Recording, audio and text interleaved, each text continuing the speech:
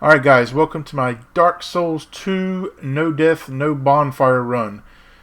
I've been working a long time on this, for a couple months here and there, just trying to find the right path when I can and when I have time to play. I work full time, so I don't have a lot of time to make videos.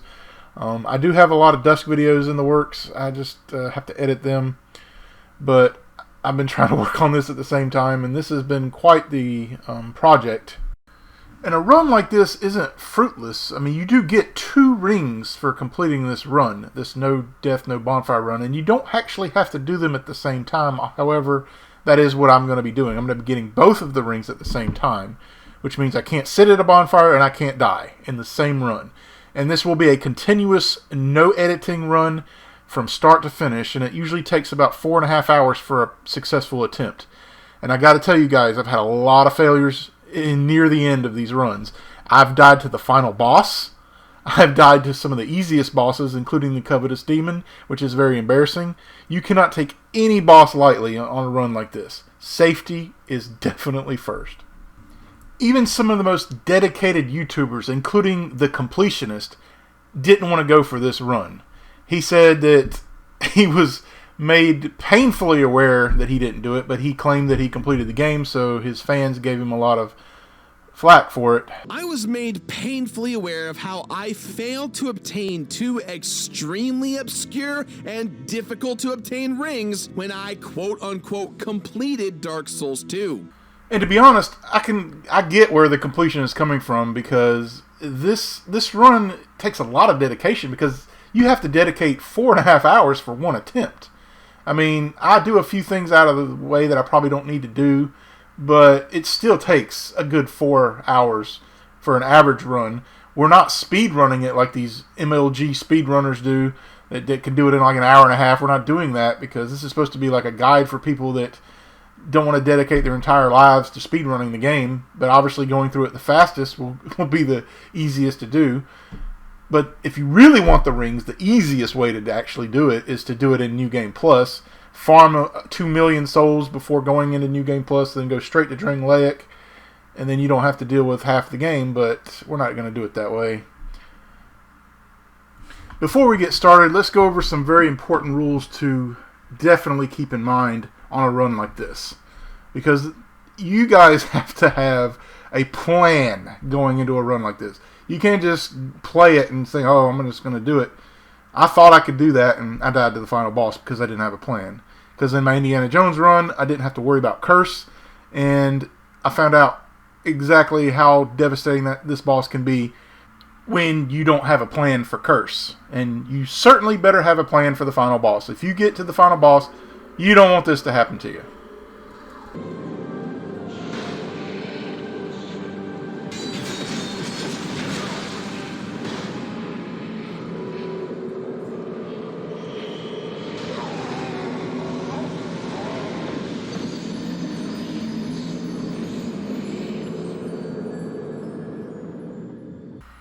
I can't tell you guys the pain I felt after that moment. I had put in 4 hours and 20 minutes, I think, into that run, and I really thought I had it that time. And yeah, to die to the final boss like that, pretty painful. Pretty painful. But I've died to several other bosses near the end game. I died to the Guardian Dragon, which I didn't think was possible, but the fire breath can kill you. It can stun lock you and kill you, and that brings me to the rules. By far, the most important rule in a run like this is to play offline. If you decide to play online, you are running the risk of playing with other players that just want to ruin your day by invading you or summoning you in certain areas that are PvP areas and kill you. And it'll ruin your run, and why put yourself in that position? Just take Steam or Xbox or PlayStation offline if you're going to seriously consider doing a run like this. Number 2, mind the edge. If you're in an area where you can fall your death, especially in the old Iron King area where you have to fight him in the lava area, you got to be very aware of your surroundings. Do not fall off in any way, shape, or form. Do not try to put yourself in too many situations where falling off will kill you. Gravity has killed me so many times in this game. Number 3, while leveling your character is extremely important in a run like this, especially health, your weapons come first. when you get a ton of souls after killing a boss, do not even go near the Emerald Herald. Just go straight to the vendors or the blacksmith, because this is where you're going to want to go. You want to make sure your weapons are doing the most damage, and then you go level. Also, you need to go to buy your health gems or whatever before leveling. Not just for bosses, but for help during the levels, use your NPC summons. They are extremely helpful, although you can wear them out too early and they won't be available for the boss. But there are some certain situations and certain levels where you'll definitely want to summon them. And of course, during the video, I will highlight these areas as they are extremely important to your survival. Number 5, very important, have a panic button ready at all times. What this means is these are in the form of health items that will heal you quickly. Not health gems, but Estus and Divine Blessings. These are your panic buttons. There are larger gems that will heal you fast, but nothing heals you faster than Estus and Divine Blessings. You want to hoard these items as much as possible, so do not use them unless absolutely 100% you are going to die in a second or two. Use them very sparingly. I usually like to save them for the final in-game bosses, the Thronewatcher and Defender and Nashandra. Number 6, cheese is okay. We are going to cheese in dangerous situations if we can do it. It's no harm in cheesing. Don't feel bad. This is not an MLG try-hard run. This is just to get the illusionary rings as easy as possible. So yes, cheese is definitely okay. Okay, the final rule. Beware of the stun lock. There are enemies in this game that can stun lock you. Meaning if you get hit once, you're going to get hit 2 or 3 times. The most egregious offenders of these are, right here guys, the most dangerous enemy in the game. The Archdrake Bishops. He's in the Shrine of Amana, so he won't be encountered for quite a while, so you'll be deep into the run. But he has a 3-hit combo that if he hits you with it, and there's 2 of them that hit you with it, you're done. You're just done. It doesn't matter how much health you have or what kind of items you have. If you aggro more than one of these guys and they hit you for these combos, you are D-O-N-E done. This is the most dangerous enemy. So shield up, try to backstab, and just be very wary not to aggro more than one at a time. There is one situation in the Shrine of Amana where you're going to have to aggro more than one, but we'll take precautions for that encounter. The next enemy you better be aware of is the Grave Wardens. These are found in the Earthen Peak area, and they have a 3-hit combo that will devastate your health bar and probably kill you, depending on your health pool, of course. But again, backstab, shield up, take these guys very seriously. Try not to have a bunch of enemies on the screen at the same time, in addition to this guy. I am sure a thorn in many of y'all's sides, if y'all played this game, are the mannequins, again, found in Earthen Peak. Earthen Peak has some of the most dangerous enemies in the game, all at once. So the mannequin, take this guy extremely seriously. Do not take any chances with these guys. Use NPC summons for sure. These guys can combo you and make you bleed, making your stamina suffer, and you're trying to get away, and then you're trying to block, but your stamina's hurt. You're going to die. You're going to die several times, especially if you encounter multiple of these and you just don't have the stamina to keep blocking.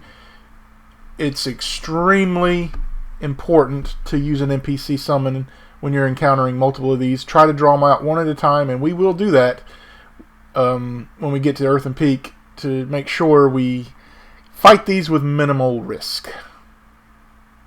Another very dangerous enemy are the Alone Knights. You'll find a variety of these in the Old Iron Keep area. Some of them have great bows, some of them have katanas, and there's an Alone Captain that we're just going to deal with from afar. We're not going to even try to deal with him frontal because he's got too much attack. He's got like lightning damage and all this. But these guys can stun lock you with their katanas, and then if there's multiple, which there are, you get hit once and twice, and then you're stunned, and then you can't get away, and you got it, you're going to die. Take these guys very seriously. The Stone Ring will help a lot, as in addition to the mace. We got one more enemy to worry about. While a completely optional boss, or mini-boss, the Pursuer can be very dangerous. if he hits you once, he can stun lock you a couple times with his combos, and they're very damaging. So you just can't take these guys lightly. But we're going to use the mace. The mace is their kryptonite. If you use the mace on these guys, well, a fully upgraded mace especially, they're going to die very quickly. But just you have to know their pattern. Wait for the charge attack usually, and get behind them. Use the mace. Always be wary of your stamina. Keep your shield up. And they'll go down with pretty relative ease with that mace, like I said. And that brings us to the end of this section and the beginning or the last section, which is the weapons build, which we're going to use. For our armor set, we're going to be wearing the Tseldora set. The reason being is you'll get 20% extra souls if you're wearing the whole thing. And you can stack it with the Silver Covetous Ring +1, which we will. And we'll get a lot of extra souls, which is crucial for this run because you're going to get souls quicker. We're going to use all the boss souls, of course. There's no need for them, except for the Rotten Soul, which this is the optional part that I was talking about earlier. There is a weapon that we're going to use because it gives you health back for every hit, and that is the Butcher's Knife. You get this by killing the Rotten and trading the Rotten Soul with Ornifex, who's found in Brightstone, Cove, Tseldora. Not the easiest blacksmith to unlock, but we're going to do it. We get an 8% kickback for the amount of damage. It's an 8%, I think it's 8% of the damage you cause with a strike. It's not a kill, it's an actual hit. So this can get your health up pretty quickly. And this is why we're going to use it. Of course, we can't use it early on because we don't have repair powder to use. You know, it's very precious, that repair powder at the beginning of the game. But later on, when we get to Drangleic Castle, we'll have enough repair powder to get through the rest of the game, and we'll be able to use the Butcher Knife a lot more. And we're going to fully upgrade it. There are enough petrified dragon bones to get to +5. Let's talk about the mace, guys, because this weapon is very good. It is extremely effective against armored foes, and there's a lot of armored foes in Dark Souls 2. So, especially against a pursuer, this is his kryptonite. So, any armored enemy, the Alone Knights are very weak to this. However, we can't really use it that much because of the repair powder situation. But, like I said, once we get to Drangleic Castle, repairs will not be a thing anymore, and we can use it as much as we want. But it is a crucial weapon for this build. There's no two ways about it, guys. You're going to need a ranged weapon in this run. So the short bow will be adequate enough. We're going to upgrade it to +10, and we're going to make it lightning infused. Reason being is Nashandra is weak to lightning at the end of the game, and we can use lightning arrows to stack damage a little bit. Plus, we fully intend to use a bright bug on Nashandra, so we'll get even more damage with the bow and the lightning from a distance. Also, the Hulk Ring is optional. We are going to get it to help us a little bit with Shrine of Amana to make it just a little bit easier, but it's not necessary. You don't have to go for the Hulk Ring. Our mainstay weapon, our bread and butter for this run, will be the Sentius Spear, and the reason being is it doesn't break. Well, you got to break it the first time, but after that, the durability will not be a problem anymore because it doesn't break. It's an infinite durability weapon, so yeah, it's going to be very important for this run. It's pretty much what you're going to use through the levels and keep your main boss hitting weapons intact and ready to go for, you know, the damage dealing. But of course, you're going to have repair powder anyway because durability in this game really sucks. We are going to infuse this with raw because it will not scale with any stat. So we're only going to get our stats up enough to wield it.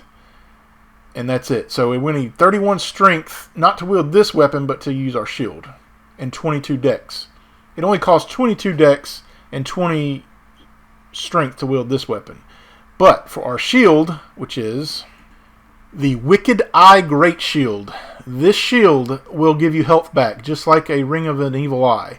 You can stack it with the Ring of the Evil Eye +1, in addition with the Butcher's Knife, and you can have the Ring of Restoration, and you'll have your health always being regenerated, which is going to be the key. We always want to be topped off on health as much as possible, in addition to getting 100 life gems at a time, or 99 life gems at a time. But having this passive regeneration by killing enemies, it's like a life leech. You'll get this, plus with the butcher's knife and the ring of the evil eye +1, yeah, you'll be getting your health topped off pretty regularly. And you want to save your gems as much as possible anyway. Alright guys, that's it. Let's begin the run. I just wanted to do this at the beginning just so that I didn't have to explain what my objectives were all throughout the video. You pretty much know what I'm going to go get, and you know what the enemies are going to be the most dangerous, and you know the main tips to keep in mind. Alright, let's get to it.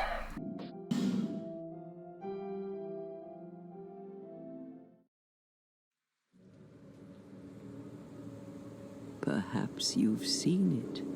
Maybe in a dream.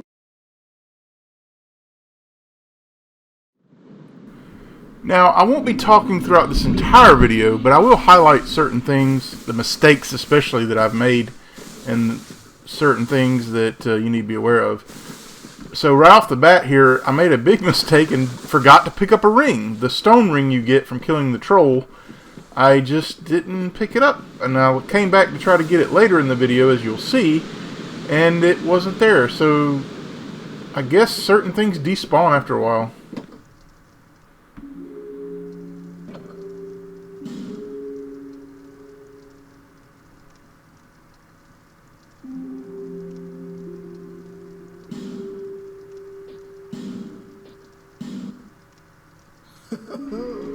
Now, when going for a run like this, I highly suggest the Knight class.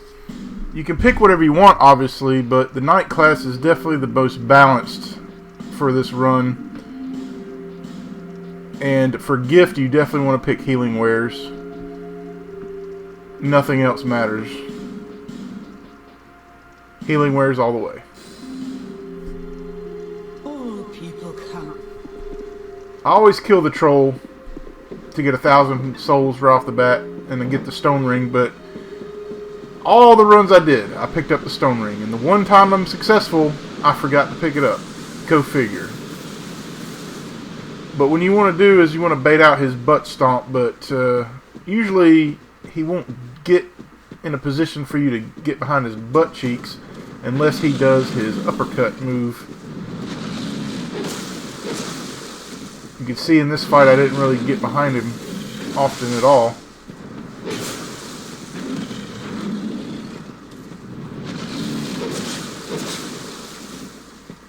You just got to be wary of his instant kill attack, the grab that will eat you. I really don't like that move. I mean, I think it's unfair to the player for an instant death no matter what your health is.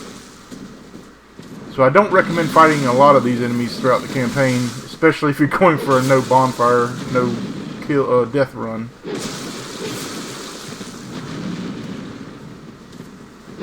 Now he's doing it.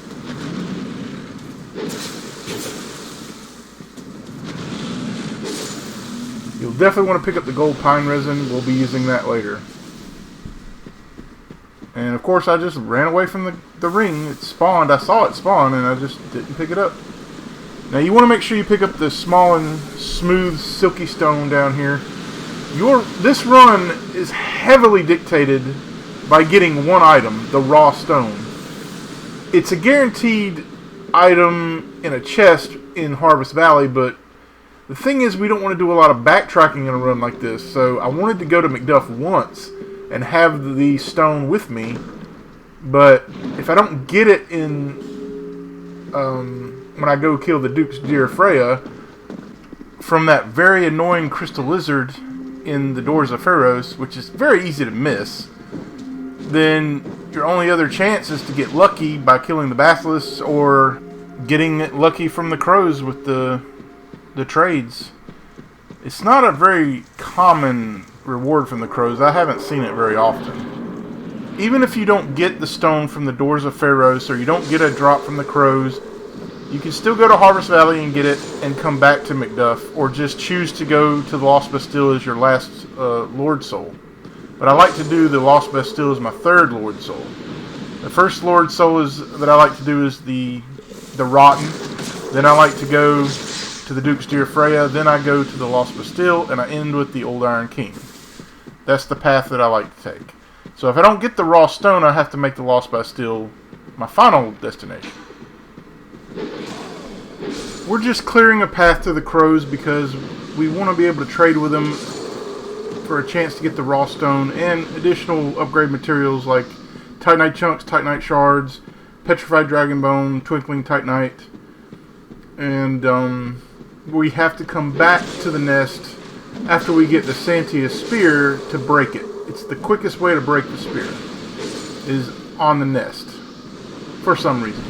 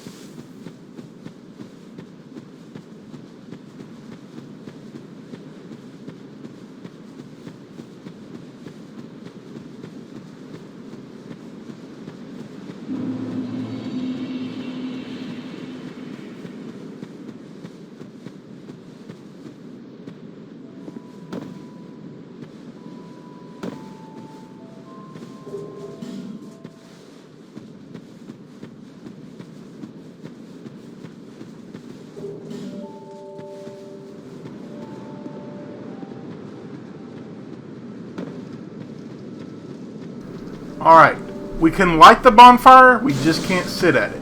This will serve as our checkpoint. You have to be very aware not to light bonfires, because if you light a bonfire, you're going back to that bonfire if you use a homeward bone. So you got to be very aware of that.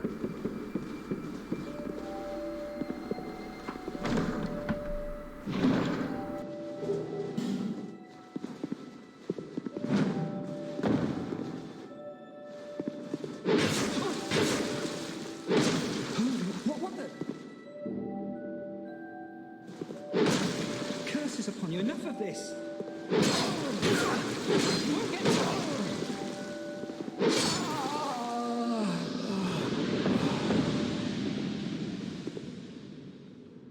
Unfortunately, we have to kill the vendor to get his gear because his outfit will give us, I think it's 20% more souls, and we can stack it with the silver covetous ring +1. We'll have over 40% more souls for every kill, which is amazing.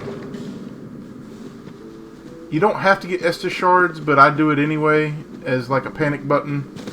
And I don't even use it till the end game. We can't buff it with Sublime Bone Dust, so it's kind of pointless in a way. Your main stays are going to be your Divine Blessings, which we get about 5 of those.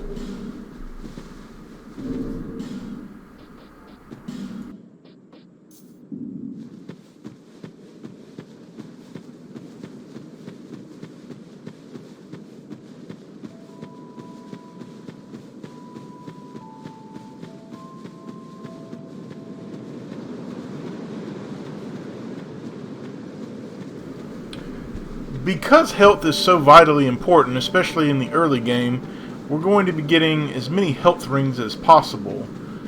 The Crestfallen Warrior here has a ring he can give you that will give you a very small amount of health, but you can stack it with the life ring you get in the Forest of Fallen Giants, and you can actually do some things that you couldn't do, like make some drops without the cat ring. But we're going to get the cat ring anyway.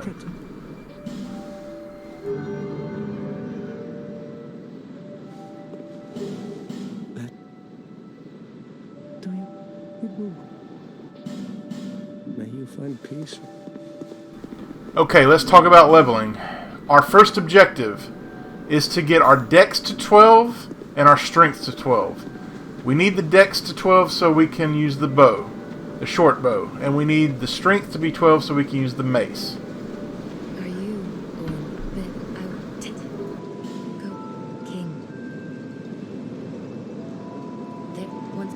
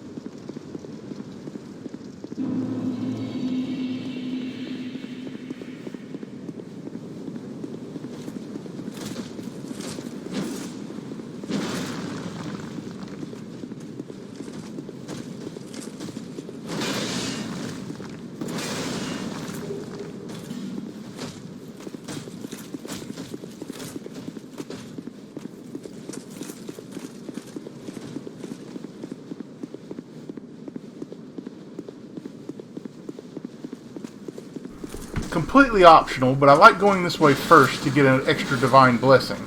You don't have to do this. You can go straight to Dragon Rider, but I like to get the divine blessing.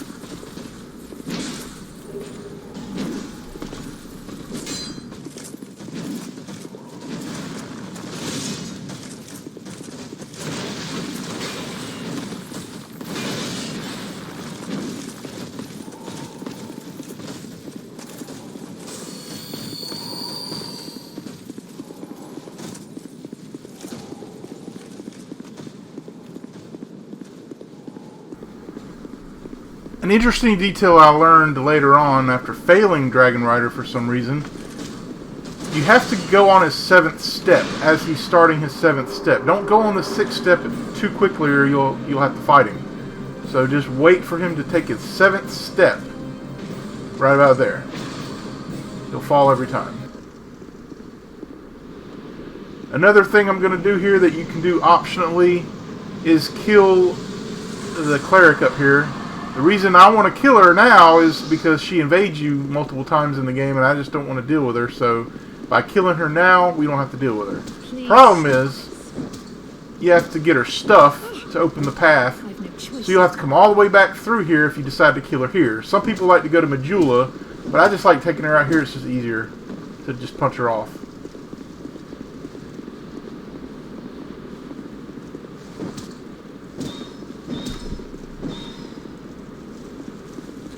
Now, if you want to, we're not going to do it here, but on our second trip, we're going to go kill one of those giants, and we're going to get some items just a little past this area. It'll help us with a boss fight later on in the game. It'll help us with Veil Stat. It's a Dark Troches, I think it's called. It helps with dark damage. So we're just going to make our way all the way back to where we were, just to pick up her stuff that she's going to leave behind, and we're going to get those items that I just mentioned.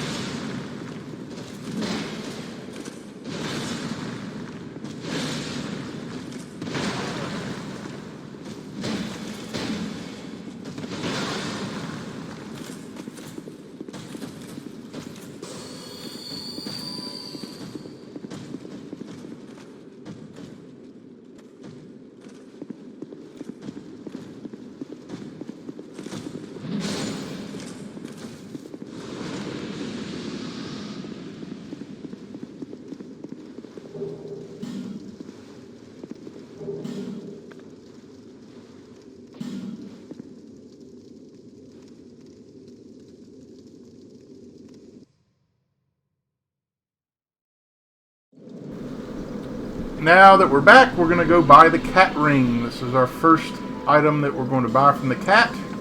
We're going to pop all of our souls. The boss souls are 100% useless to us, except for the rotten soul, which will give you a good weapon, although I don't use it much in this run, hardly at all. I just wanted to get it over with, but it's an exceptional weapon, though. The butcher's knife, which I mentioned in the beginning of the video. But we need the cat ring in order to get it down into the gutter later, and to get a few drops we got to do in the Forest of Fallen Giants. Oh, just that. Oh yeah, so.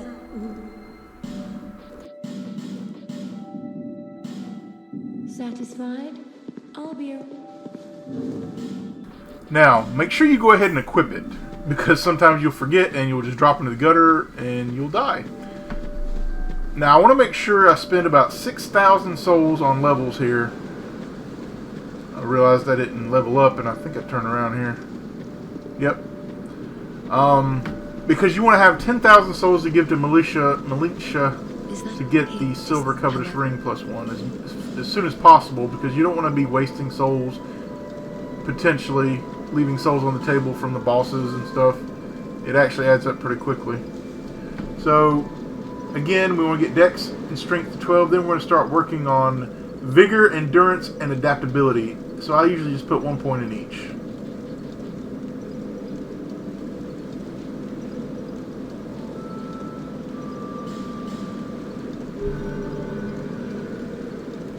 In the long run, we need our Strength to be 31 and our Dex to be 22. We're not taking it any past that. That's the cap that we're using. The rest is going to be put in Vigor, Endurance, Adaptability. We do need our Vitality at 15, however, in order to fast roll with the shield that we're going to get later, the Wicked Eye Shield.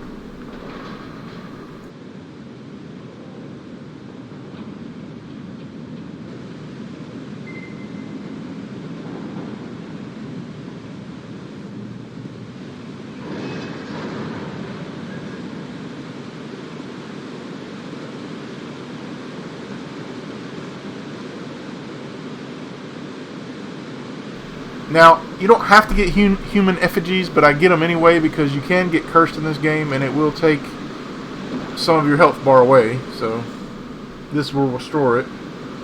You usually don't have to worry about it till the end game, though, with Nishandra. But you don't really have time to pop a human effigy in the middle of a fight with her, unless it gets too low.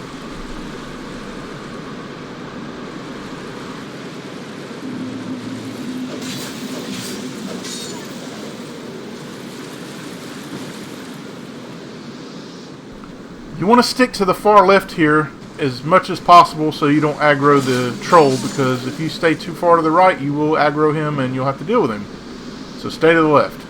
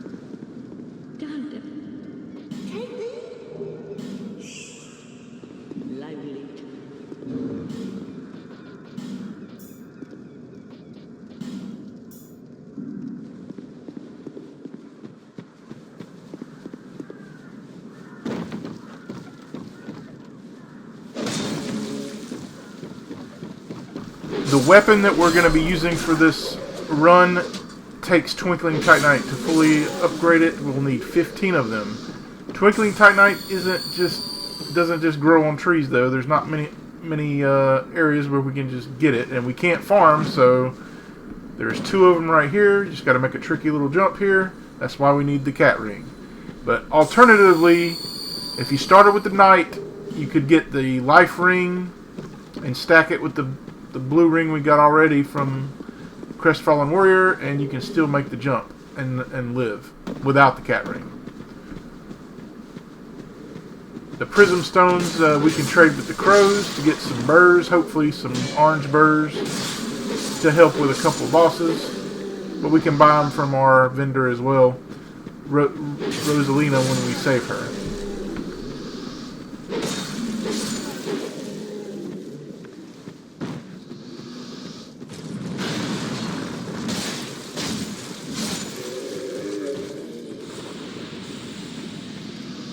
As you can see, the strike weapons do much better damage against these heavy armored foes, like the turtles. We definitely want to get the fire longsword from the cave. This will help us tremendously with the spiders in Brightstone, Cove, Tseldora. Even unupgraded, it does great damage against the spiders.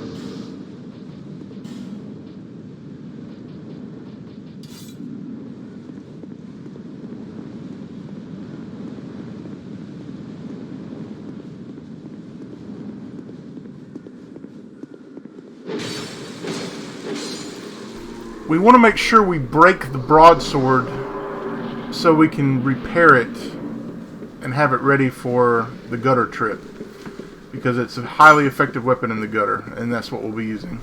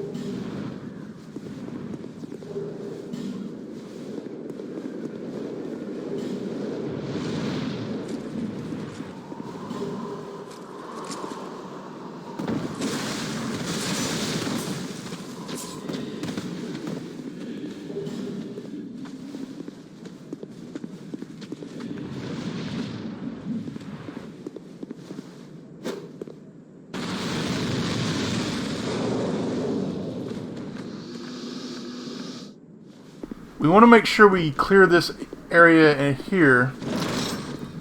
But there's some really dangerous hollows. Some of them, like this one, has a rapier or something.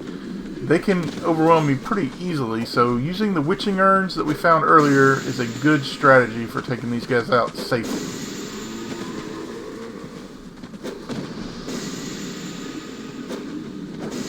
The reason we want to come down here is we want to get the large Titanite shard that we get after we knock on the door and get the hollow to answer us.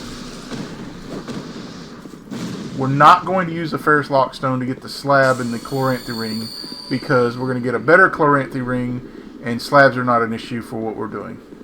We'll get plenty of slabs that we need.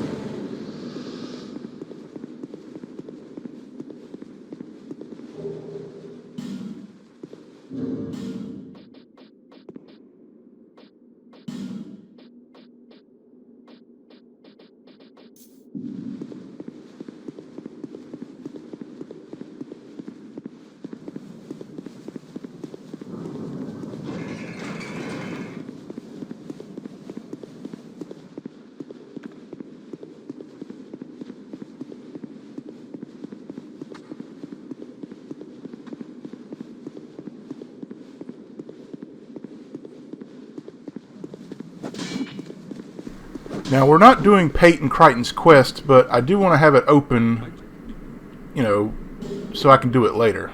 Because I really like the engraved gauntlets. Plus, it's nice to have a little help during the first boss.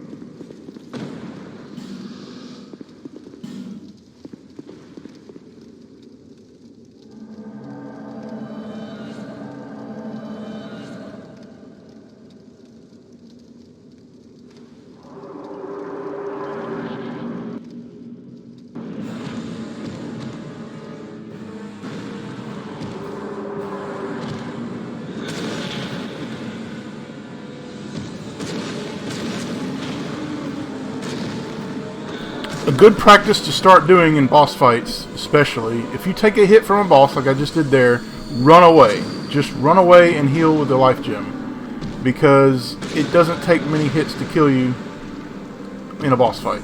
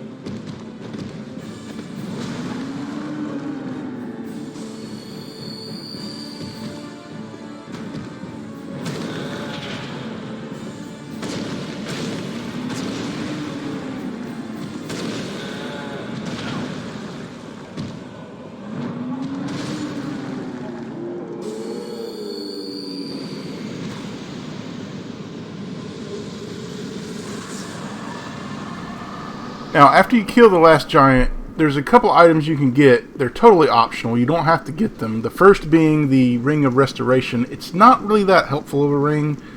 Your life gems are going to far outweigh the value of the... But it is, you know, an infinite source of health, although it will take forever. You get 2 health per second. So it's going to take a long time. But it is there if you want it. And I actually skipped it here. I come back and get it later when I come back to kill the pursuer. And the second item being the Hawk Ring, which you have to get by going into the pit with the salamander. And I do get that item because I like to use it in the Shrine of Amana. But it's totally optional. You can get by without these items.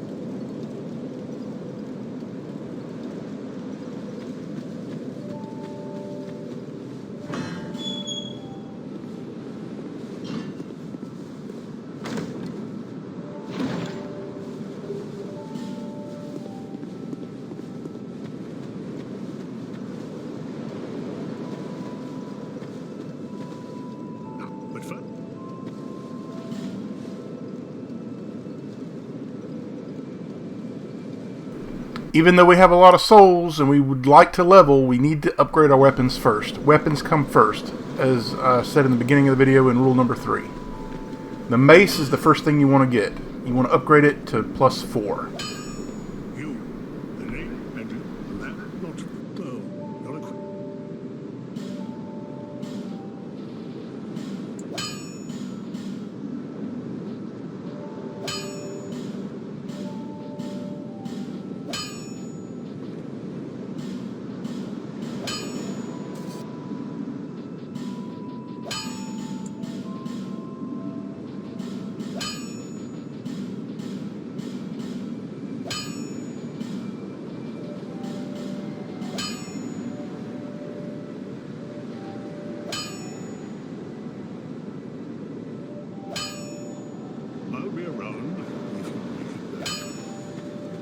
We need to make sure we break the broadsword because we need it in the gutter. So we're just going to quickly break it.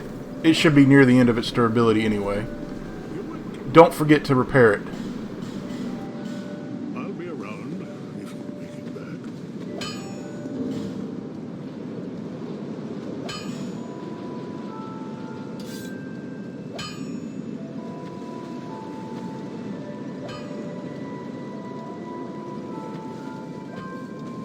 Is that a here to see how it...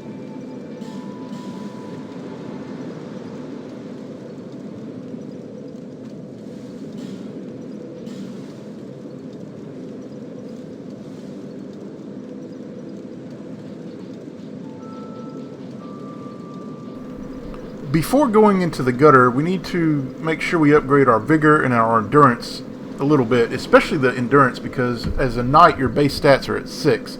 That's definitely not good enough. We want to get it into double digits at least before going into the gutter. You can invest a little bit in adaptability if you want, but we're at 10 and that's going to be adequate enough for the rotten. It's still going to have some wonky hitboxes and you'll still get hit a few times, but you should have enough to pull through. But definitely vigor and endurance before going into the gutter.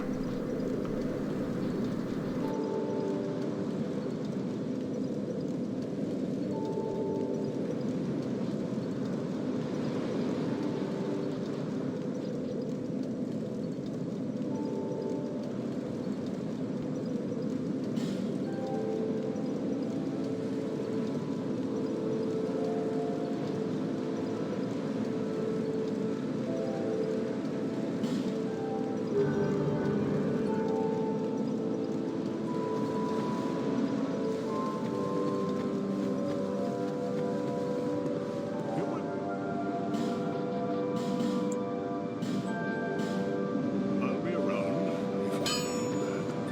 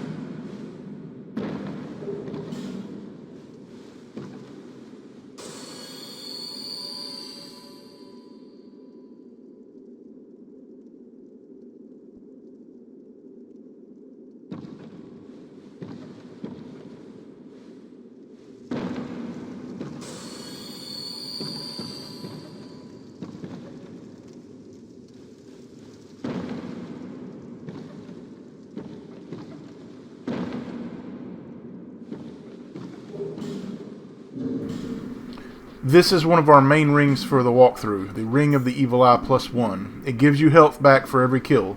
Now you're going to stack it with the Wicked Eye Shield that we're going to get in the gutter shortly, and that will give us even more health back.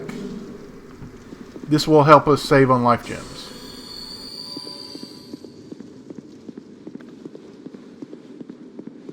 The weapon of choice for taking out crystal lizards is the mace, the running attack with the mace every time.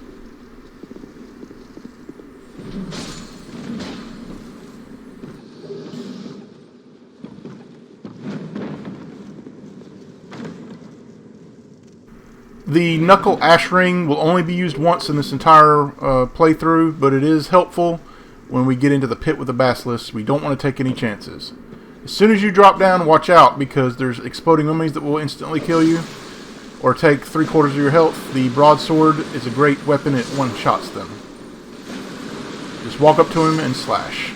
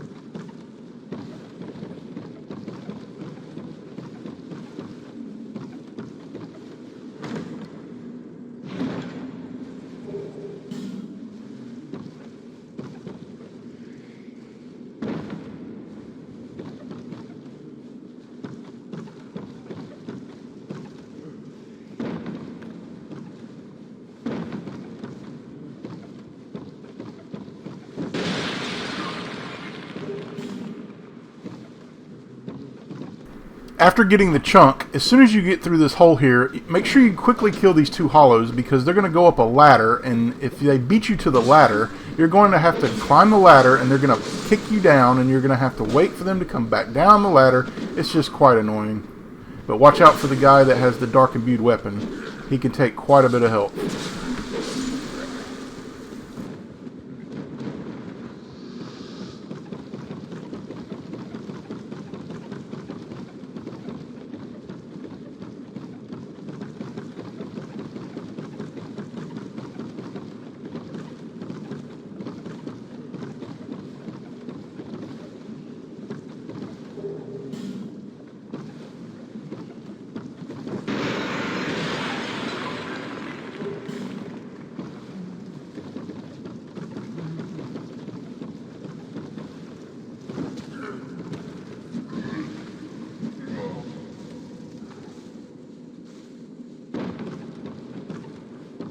You'll notice that this is not the way to the boss. We're coming this way to get items. We need to get a smooth and silky stone, most importantly the twinkling titanite and the fragrant branch of yore. We're going to have enough fragrant branches after the gutter for the whole walkthrough. We're only going to use 2 of them, so we're going to get 3 here,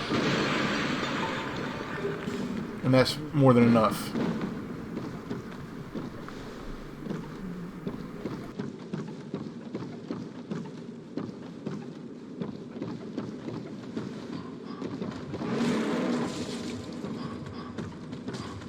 As soon as you climb this ladder, don't waste any time. Hollows are going to be coming after you, so locate the bridge. Don't go too far away from the bridge because you will fall through the holes in the floor, and you're pretty much screwed at that point. So as soon as you get off this bridge, make sure you kill this guy as fast as possible because there is an exploding mummy on the way. Just make for the bridge. Don't go anywhere else. As soon as you kill the hollow, go for the bridge. Once you kill the exploding mummy, you're home free for that. But remember, there are hollows on the way, and you have to get through this area. This area with the bugs, I like to bait them out near the entrance and then get the chest. But it's just RNG if they're going to hit you or not. If they do hit you, retreat and come back to get the shield.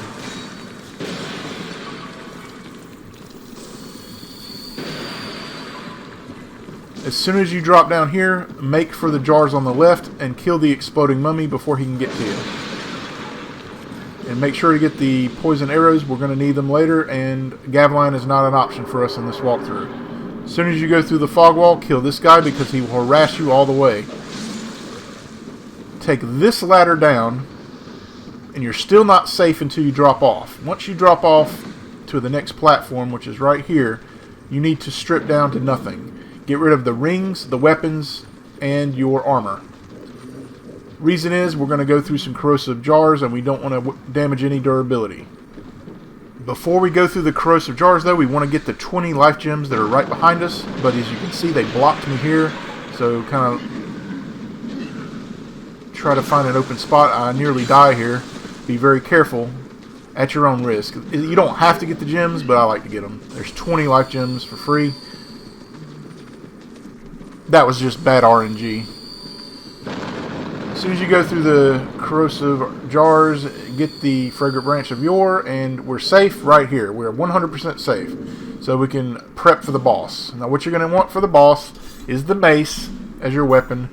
We're going to use both life rings. We're going to have...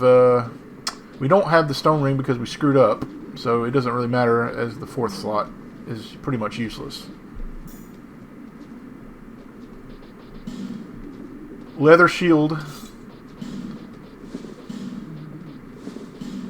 You want to make sure you have the larger life gems on tap ready to go, but we're going to have a poison moss to get through the Black Gulch. We're not going to do anything in the Black Gulch except run and roll past all the poison statues. You will inevitably get poisoned, but just use the poison moss and keep going towards the fog gate. Rolling isn't too hard for the first part. When you get to the tar pits, make sure you don't get grabbed. That'll put you way behind the 8 ball. Rolling all the way through here just as fast as you can.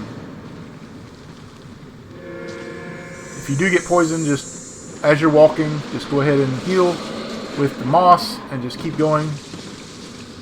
Getting to the fog wall is the most important thing. You can see I'm still poisoned here, so I kind of screwed myself a little bit. Run past the rotten to try to heal and get ready. Make sure you are aware of your surroundings with the fire in this fight. I have died in this many times because of the fire, and I actually died one time during one of these runs, and it was very disappointing. If you do get hit, it's best to just heal. Try to run past him and heal. Don't go below 50% without healing. You just have to be patient with the rotten. He's easy enough to dodge. You just got to make sure when he goes for his grab, try to get away. Usually rolling backwards is safer, but I have some bad habits that I still have to get around here. Rolling to the right sometimes doesn't work.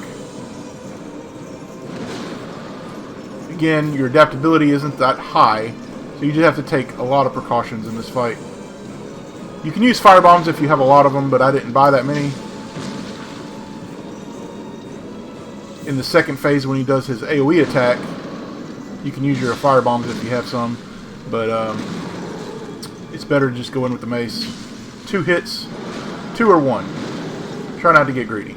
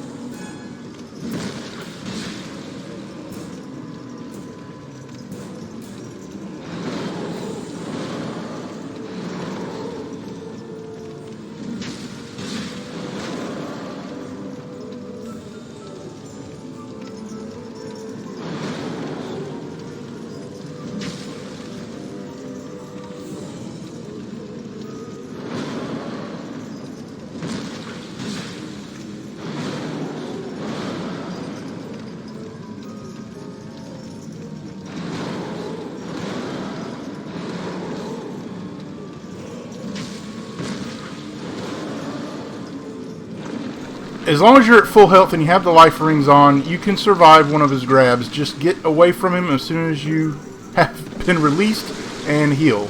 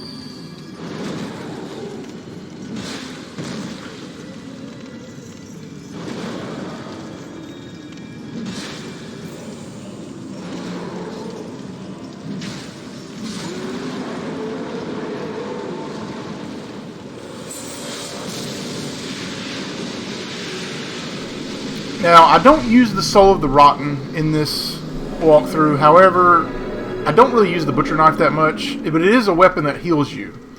It heals, I think, 8% of the damage you cause for each strike. So, it can be very helpful. And there are enough petrified dragon bones in the game just laying around to get them. Of course, you could buy some from Cloen later, but I didn't really use it hardly at all in this, so you can use the Rotten Soul if you want, but I just kind of went out of my way. Like I said before, I did some things that wasn't really necessary, but it is a weapon that is good, and it will heal you. Before doing anything, we want to upgrade our bow before we level. All the way to +4.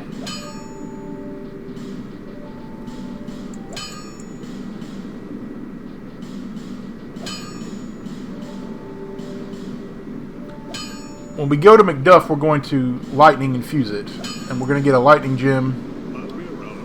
later on in the Shaded Woods, as long as we kill the Crystal Lizard.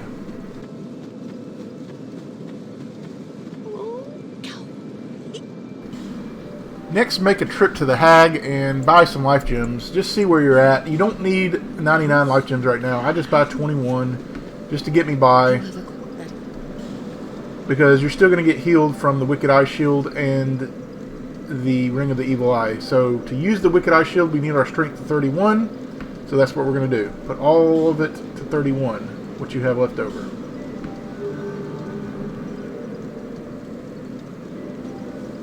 You can't fast roll with the Santia Spear and the Wicked Eye Shield until you get your Vitality to 15, which we'll do that later.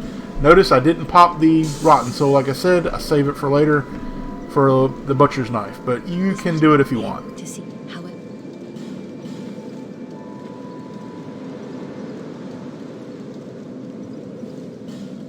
Don't use all your souls either. You're going to need to buy some alluring skulls from the cat. I usually have to get at least 3 of them. 3 is all you really need. Actually, you can get by with 2, but 3 is a nice number. It costs 900 souls. Just make sure you have 900 souls before going into the Shaded Woods.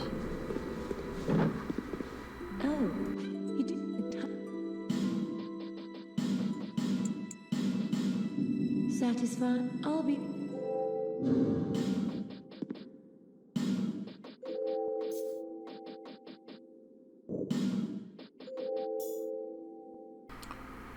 I'm just equipping the cat ring because there's going to be a drop when I'm trying to get away from some knights, as I'm getting some Twinkling Titanite, and I just don't want to take too much fall damage. Just remember to equip the Ring of the Evil Eye again. And we're fixing to get the Chloranthy Ring +1 as well, so that'll be taking up a slot.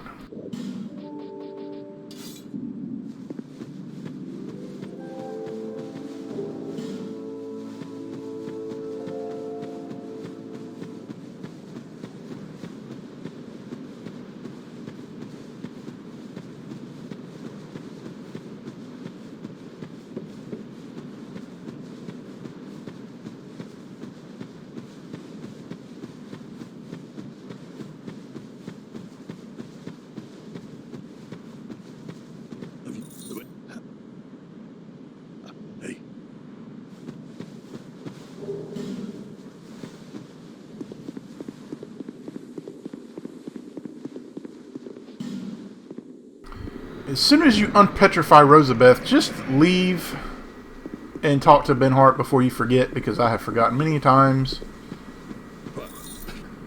Because I like to recruit him for a few boss fights. Mainly the Looking Glass Knight. You don't really need his help for the congregation, but I do it anyway as well.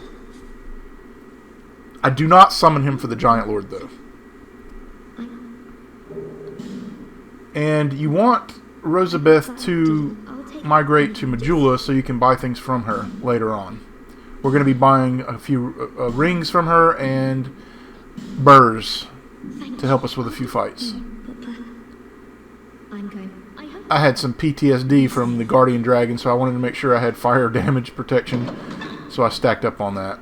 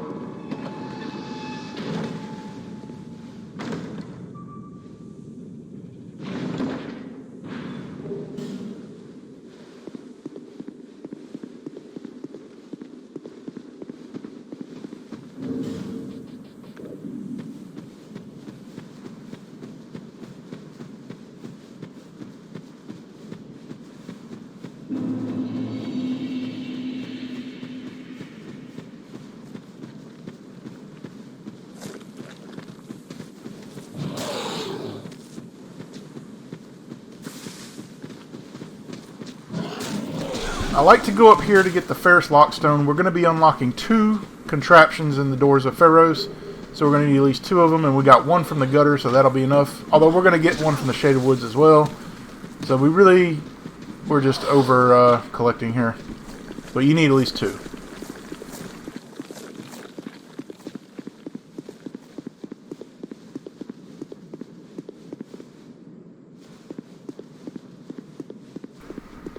here's why I wanted the cat ring. You're going to run away from some of these knights and just get the Twinkling Titanite, so we can upgrade our Santia Spear later. The more Twinkling Titanite we get, the earliest, the better, because we'll be able to upgrade it to +5 as fast as possible.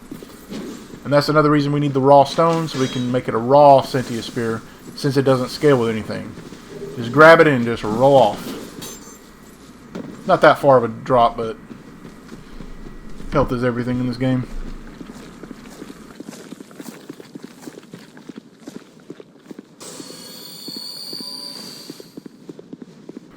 Now, something I didn't know when I did my Indiana Jones walkthrough was when you go through the shaded woods, you can hit the trees, the bigger trees, and they'll make this sound that'll attract the ghosts, the phantoms, away from you. So you can use this as a great distraction to get the Chloranthy ring without any hassle from these assholes. Unless you get invaded by the Forlorn, but for some reason he didn't follow me into the other part of the shaded woods. So as long as you get away from him in this part, he may not follow you, but always be aware of the Forlorn. We have a good shield now that we can deflect him and attack him, so it's not too bad. Just bypass this chest and keep going. I like to hit this next tree right here, just to give me a little bit extra time to get the Chloranthy ring.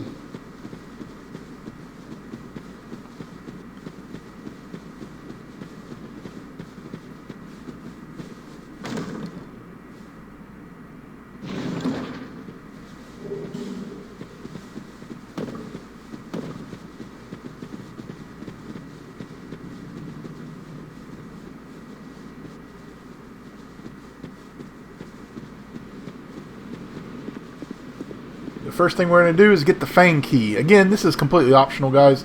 I went out of my way to get the Butcher's Knife. You don't have to have it. In fact, like I said, I didn't even hardly use it, but it is a weapon that will give you health back for every strike. So, whatever you think is best. You can use the Rotten Soul if you want, some extra souls, or go for the Butcher's Knife. For me, I like to get the Butcher's Knife, so this is what I do. Plus, there's an extra soul over here, soul item to get. Plus, we got to go in the pit anyway to get some Twinkling Titanite and some more chances to get a raw stone from the Basilisk. So I just figured why not go for the whole thing and just unlock the Ornifex. Just get behind him and try to backstab him as he spawns in. If you get the timing right, you can get him before he does anything.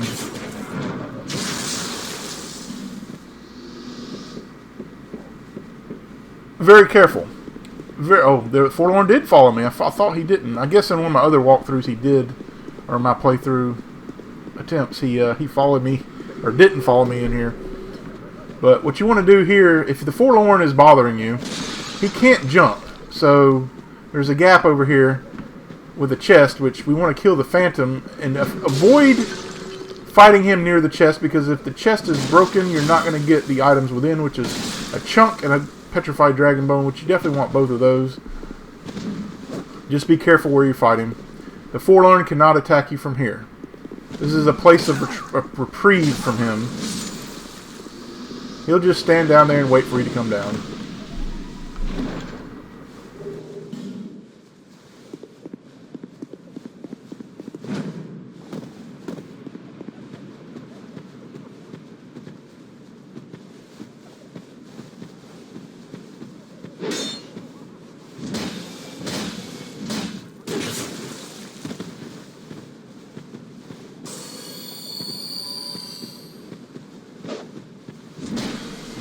This shield has enough stability to withstand his attacks, and then once he'll be stunned after you hit your shield, you can go in with a few strikes, rinse and repeat. Just be wary of your stamina.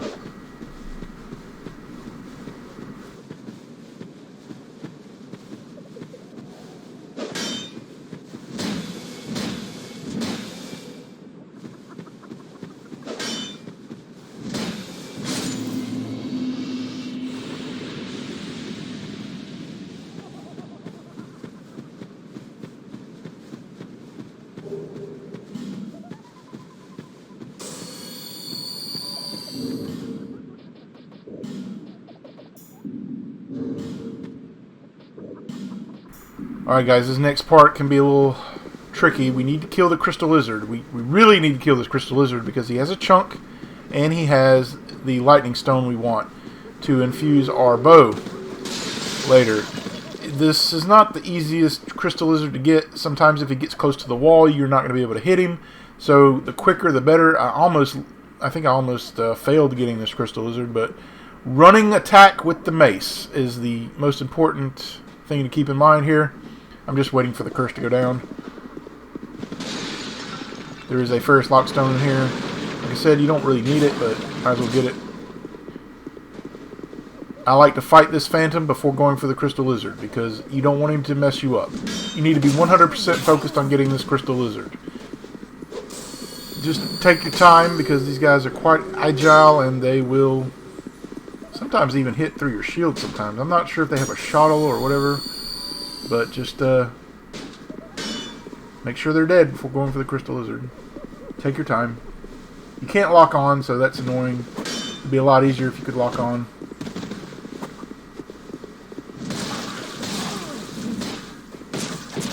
Just make sure not to go and aggro the Crystal Lizard.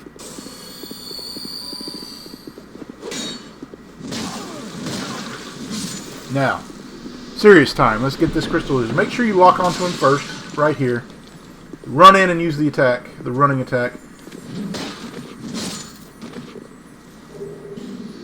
You'll get the Bolt Stone.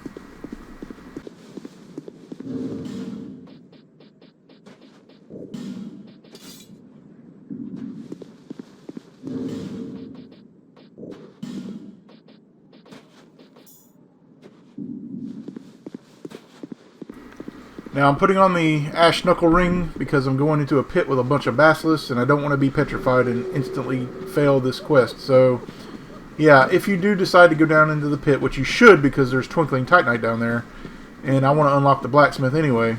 Again, unlocking the Blacksmith, 100% optional. I did it anyway. But I used the Fire Longsword because of the sweeping attacks. You just want that added protection from petrification, trust me. You certainly don't want to die to petrification down here.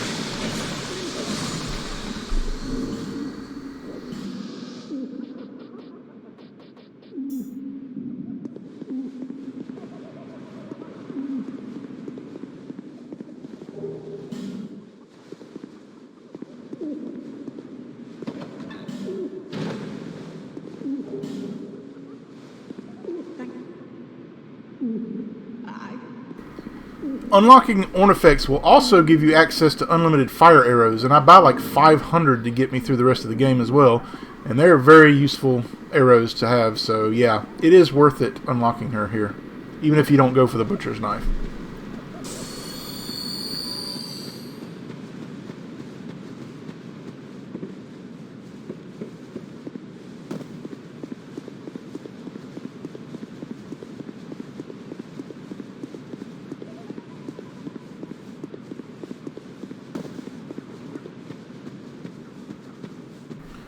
Now we're on our way to kill Scorpioness Najka. She's not that hard. We got the shield so we can block her frontal attacks. Her magic, we just got to make sure we dodge pretty good. I'm just going up here to get a free soul item because we're not doing Crichton. We're not doing Peyton Crichton's quest until after. Well, I'm going to do it afterwards, but that's nothing with this walkthrough. Just because I like the engraved gauntlets so much. But, yeah. She's not too hard. You can actually use a ton of fire bombs. If you buy a ton of fire bombs, you can get through it too. But the mace is adequate enough, and I just want to bait out her pincher attack and just go in and hit her a few times with it and just rinse and repeat. You got to be careful though. She can combo you. She's one of those stun lock people I didn't put in the introduction, but yeah, just take care. Be very cautious when you attack her from the front.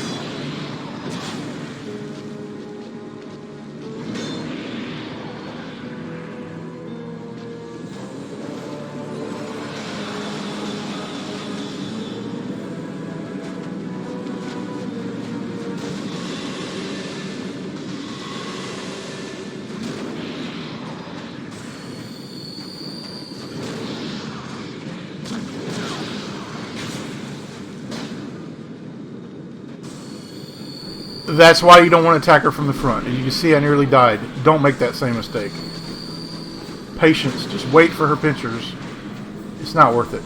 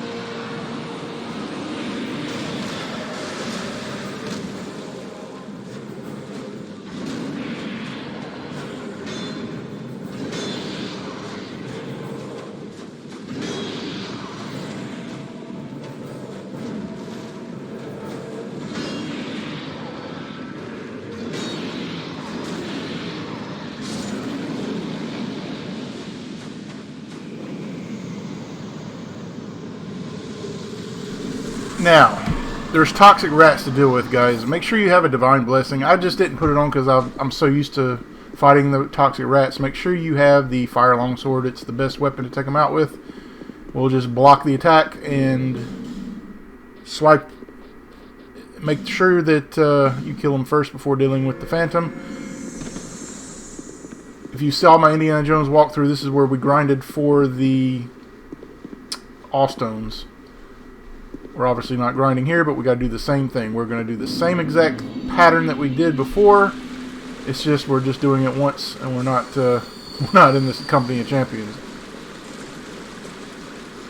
But we're also going to kill the mammoth creature because we don't want him to bother us. He'll actually block the entrance of where we get the Santia spear, and there'll be another mammoth inside the room. So I like to kill the one outside and leave the one inside.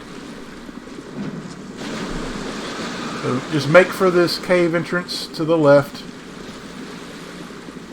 Turn around and wait for the rat. Shield up. Take him out quickly. I like to just backstab this guy with the mace. Does a lot of damage.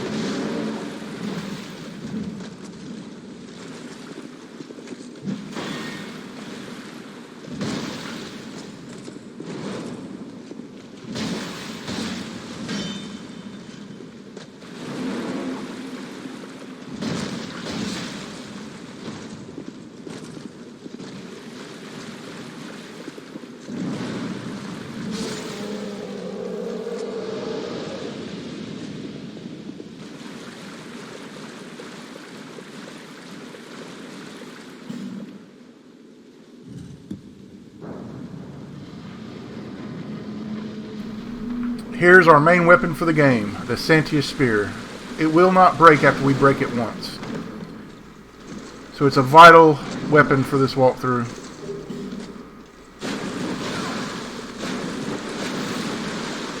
We're not quite done here though. We need to get a few upgrade materials, a Twinkling Titanite and some Titanite chunk.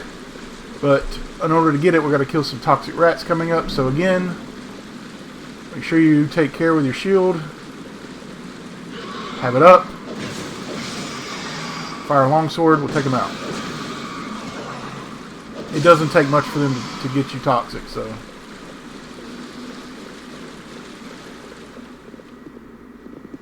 We're going to be using a Pharros lockstone shortly to get the Twinkling Titanite, but here We want to jump across here and get to that chest that has a chunk in it and a petrified dragon bone.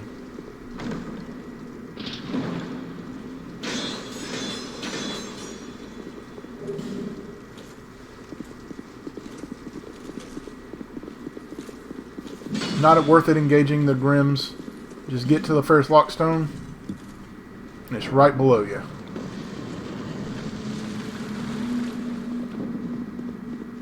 We'll be able to upgrade our spear to +3 whenever we return to Majula, providing we get all the crystal lizards and stuff that we need to get. We're still got to get to Brightstone's Cove, Tseldora. There's a few crystal lizards in there that we definitely want to make sure we get. Now this is really the turning point, guys. This is getting this raw stone is so incredibly vital to the run. It will actually dictate the path that I take. If I do not get the crystal lizard, I will not go to the Lost Bastille until the final Lord Soul. If I get the raw stone, I will go to it next after the Duke's Dear Freya, because I only want to go to Macduff one time. So getting this crystal lizard literally changes the playthrough.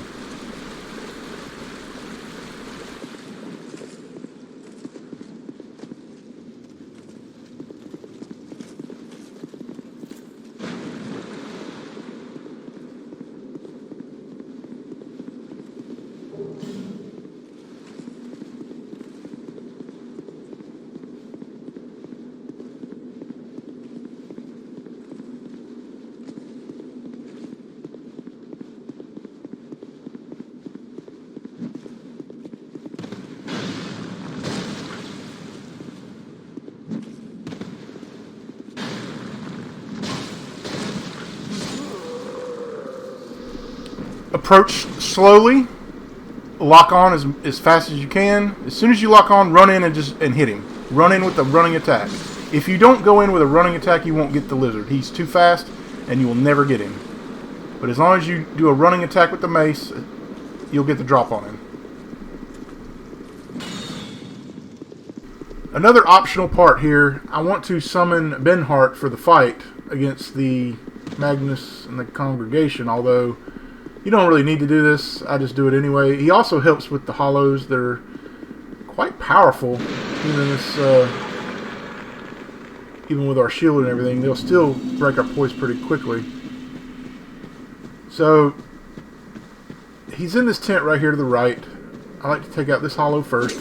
The thing is, he wants to kill everything, so I've actually managed to get him to follow me without him killing anything, but most of the time he's gonna go straight forward and start aggroing enemies in his direction. But if I try to get him to go out the backside, but sometimes he doesn't do that. Again, RNG. I have managed to get him to come out this side, but he likes to go, like I said, the other way, and then you have to deal with more enemies and the pigs.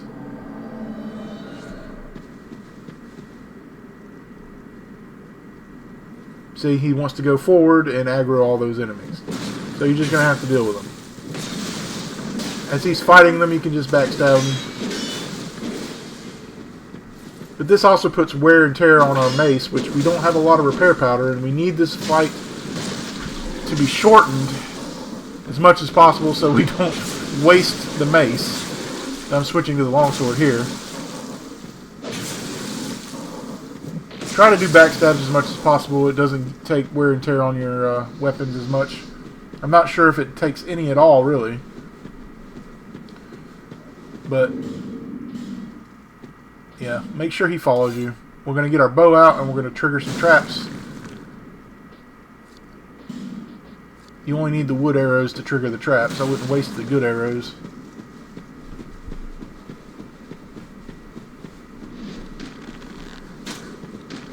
And you'll take out a few hollows in the process. Peasant hollows. Try to aggro them one at a time. We're going to get these items first. Usually Benhart will not go forward till you go forward. If Benhart dies, it's not the end of the world, because it's a crap boss anyway. It's just nice to have a little distraction, especially in a run like this.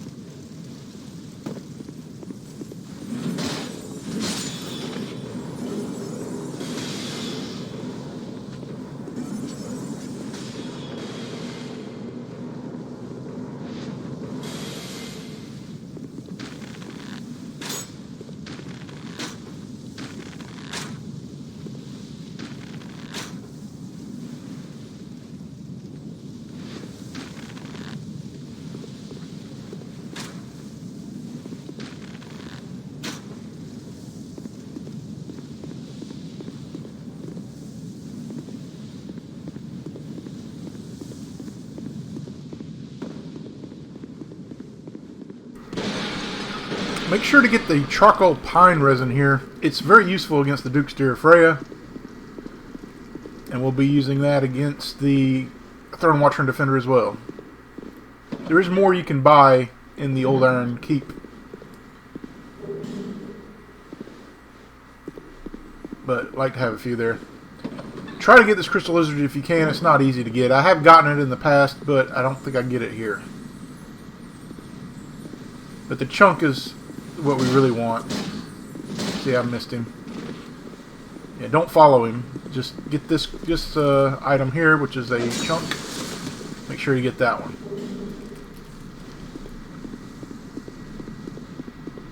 Now we're on our way to get Ornifex. Now, like I said, if you've seen my Indiana Jones walkthrough, you know you're going to get invaded. You're going to get spiders coming from everywhere. It's just, there's casters. The best thing to do is deal with the casters first, then the spiders, then the invader, and then get to Ornifex.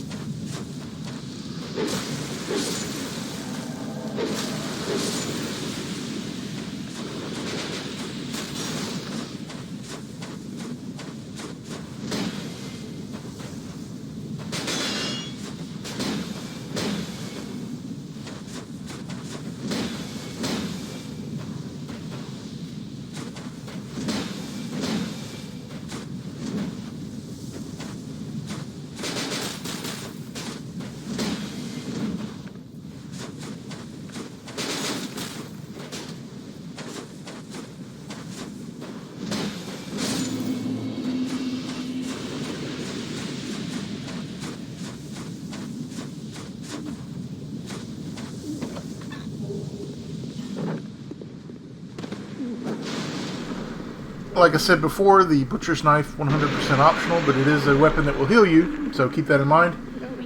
And you want to get fire arrows from her anyway, so it's important to unlock her, so she can unlock some nice things for you.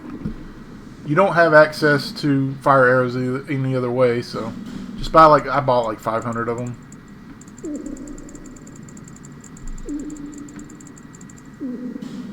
Sufficient to get through the entire game. And she also sells I like to buy a few extra things. And also, you can upgrade your items here. She's a blacksmith, so go ahead and upgrade your mace to max. It'll help with the boss fight.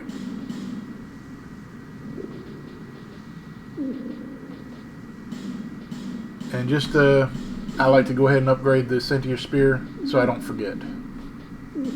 I have forgotten before. Getting some herbs and some flame butterflies is also important.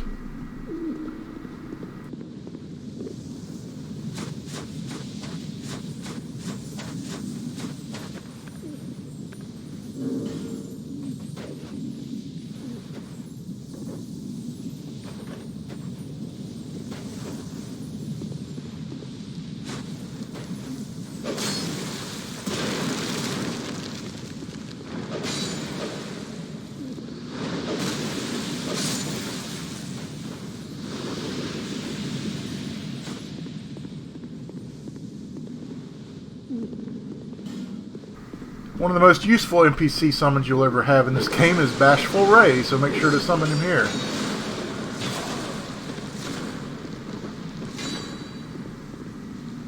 We're going to NPC summon another guy too that has a bow. He's pretty badass too.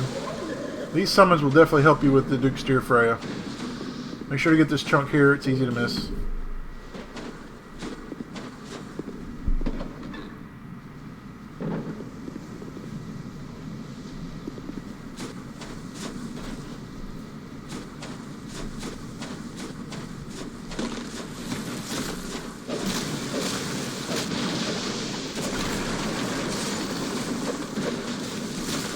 There are a lot of peasant hollows in the farming area. I'm not even sure what they're farming, but just get in here and get the first item here. 3 chunks and a slab, definitely worth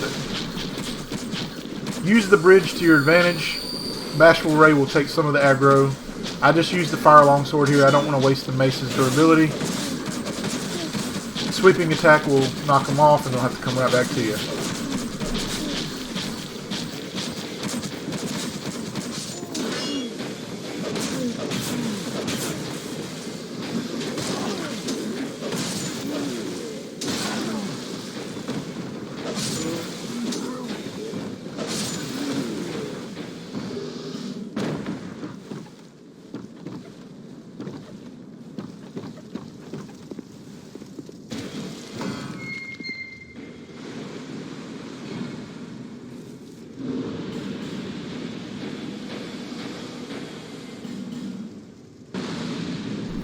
One thing in this room you don't want to miss is the lightning pine resin that's behind the pew here.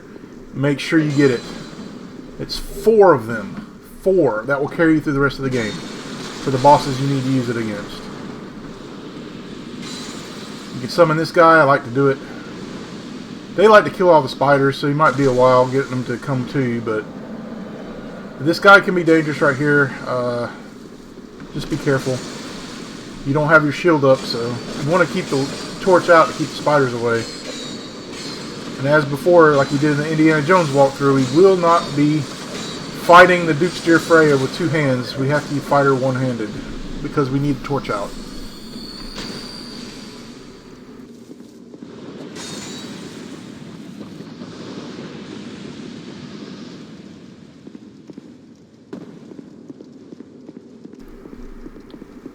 I like to have the cat ring on so I can sustain this drop. It's a pretty long drop. It will take a lot of your health, so I do recommend using the cat ring here.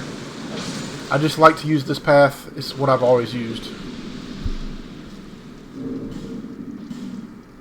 You want to make sure you get your your charcoal pine resin ready as well.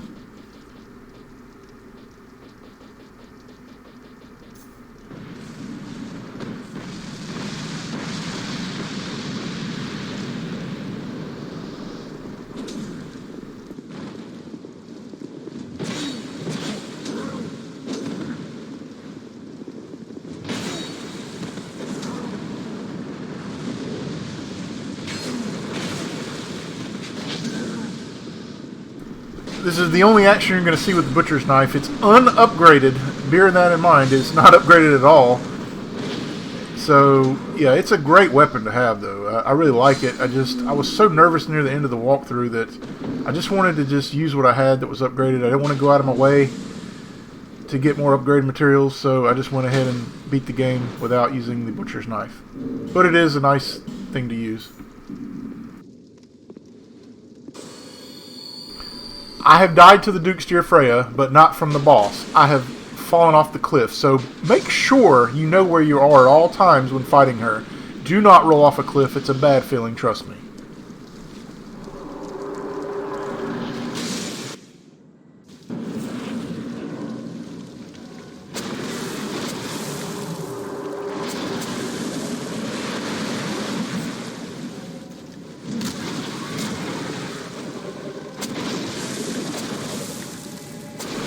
Her pincher attack is very hard to avoid for some reason. Try your best to avoid it, but you're probably going to get hit from it a few times. If you get hit by the boss, you'll need to heal because she does a lot of damage.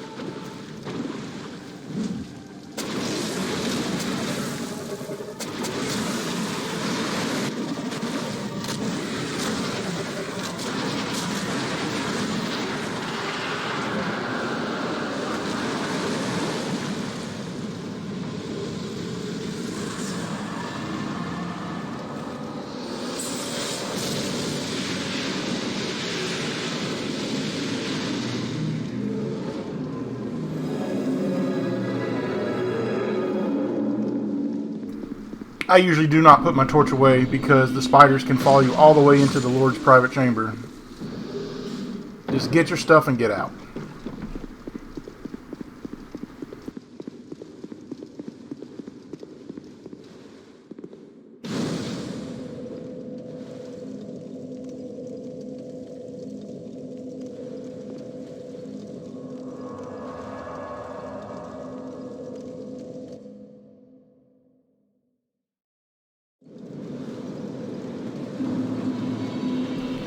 Now that we have our main weapon for the playthrough, the Santia Spear, we have to break it. It takes some time. It takes about 5 minutes to break, or 3 to 5 minutes. I'm just upgrading the Butcher's Knife for fun. Again, not going to use it through the walkthrough. Also get your shield upgraded. Give your shield some love as well, because it will serve you well through this walkthrough.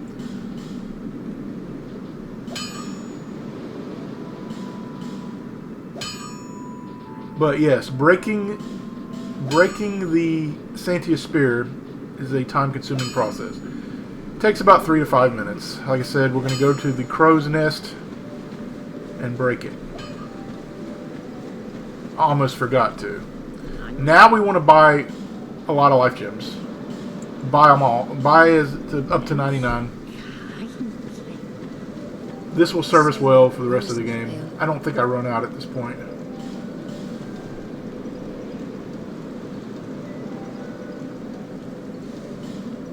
But we need to get our dex to 22. That is the only objective now when leveling. So when you level up, get your dex to 22. You need it to be to 22 so you can use the Santia Spear.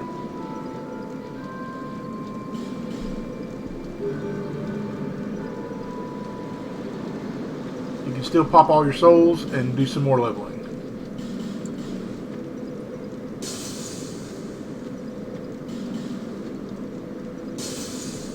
And once you get your strength and your dex to, well, strength to 31 and dex to 22, you need to get your vitality to 15, and that's what I think I'm doing here.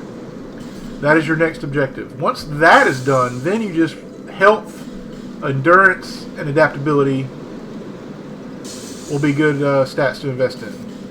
But near the end of the playthrough, I just go straight health when I get close to the bosses at the end.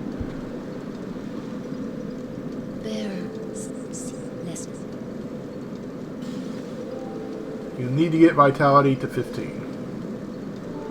So you can fast roll. I'm not sure if I remembered here. It's so easy to forget what you're doing on these after you ran through the game so many times. And I actually did forget here.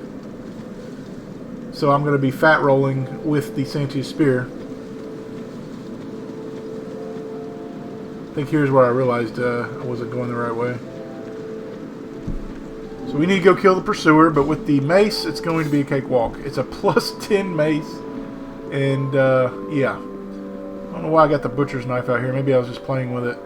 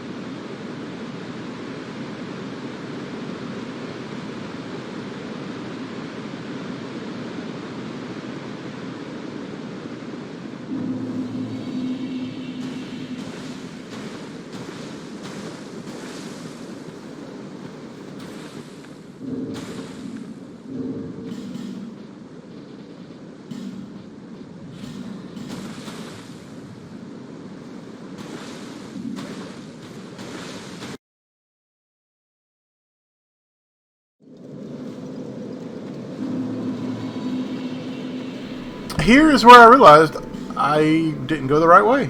You got to break the Santia Spear. So you got to go back to the crow's nest.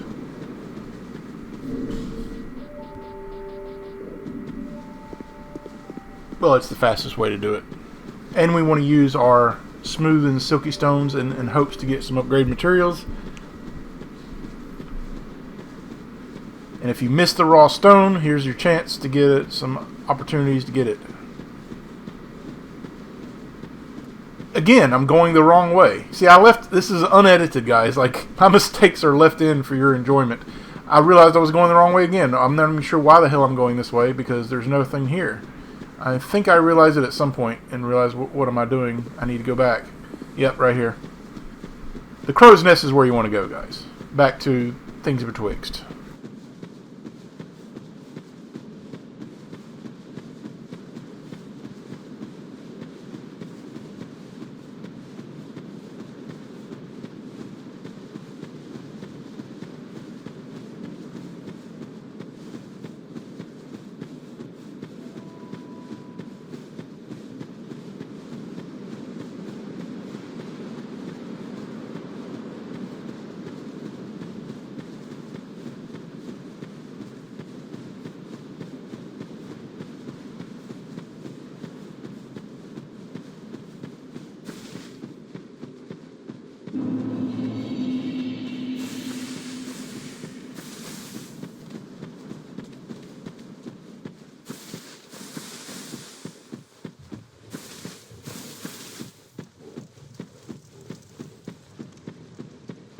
And here is where I'm going to find the stone ring. I figured it would be there when I missed it at the beginning of the walkthrough. But it disappeared, it despawned, or I missed it. I didn't see it.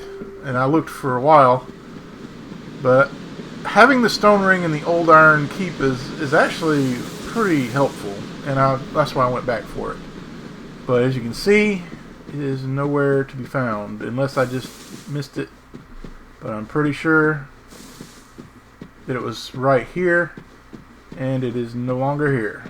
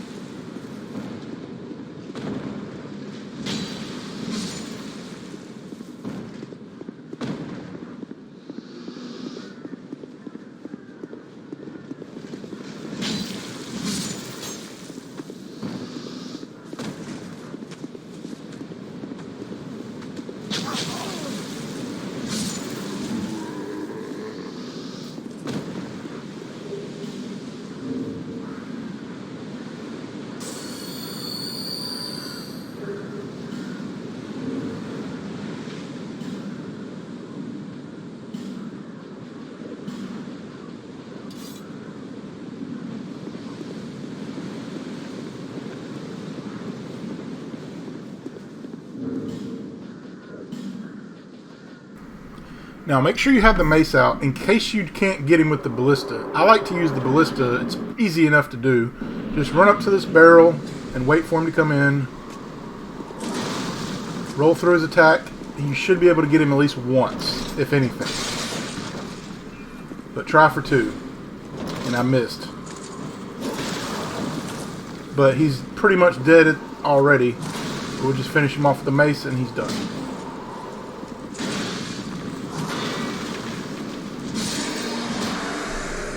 We'll be fighting a lot of pursuers in the Lost Bastille because we want the Twinkling Titanite that they give us. But with the mace and this shield combo, they're not going to be a problem. They're very dangerous otherwise. But with the right setup, this is going to be very easy. And unlike most walkthroughs that do not fight the Ruined Sentinels, we're going to fight the Ruined Sentinels because we want access to one of the pursuers to get some more Twinkling Titanite. And to be honest, with the plus 10 mace, the Ruined Sentinels are nothing. Plus we're going to use a summon to distract. It won't be hard at all.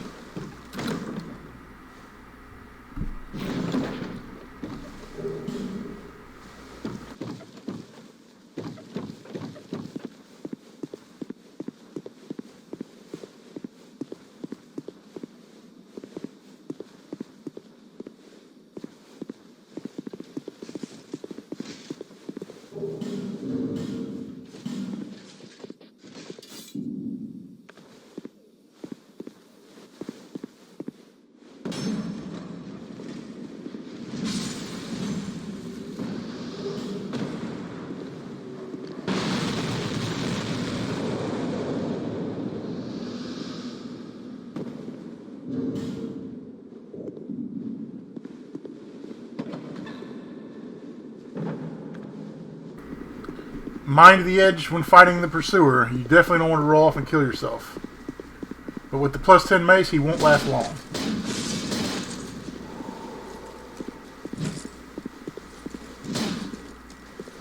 Good practice to always have your shield up when he's about to attack. And he's done. That's pretty much the strategy we're going to use for all the pursuers. And they're very weak to strike weapons, especially a plus 10 mace. The only problem with the mace is we have durability issues when using it. And repair powder is not, available until we get to Drangleic Castle. So we have to use it sparingly. So we're only going to use the mace against the pursuers. We're going to use our Santia's Spear for everything else. Well, the Ruined Sentinels, we're going to use the mace as well. Very important part coming up. Unlocking the blacksmith has been a thorn in many of sides, I'm sure, because the barrel that you have to use to unlock it, if you don't have the Bastille key, can be quite finicky. So what I like to do is I don't take any chances. I want to snipe this guy, get this first guy. I've died to this guy from knocking off the cliff here. It's not worth it. Just kill him from distance in the safety of this room. Don't fight him out on the ledge. Trust me, it's not worth it. I have died, like I said. If it can happen, it will happen. The pyromancy will cause great damage as well, so take care. We're not talking to Lucatil, and we don't need the antiquated key at all, so we're just bypassing that. Get your throwing dagger out. Easiest way to do it is just get the throwing dagger out, hit him one time, and run around the corner and wait for him to fight you there. Don't fight him anywhere else. It's not safe. One dagger and run away. Just don't fight him at the back part of this area where you can get knocked off. Go up forward a little bit right here and just take him out. Minding the edge is huge in a walkthrough like this.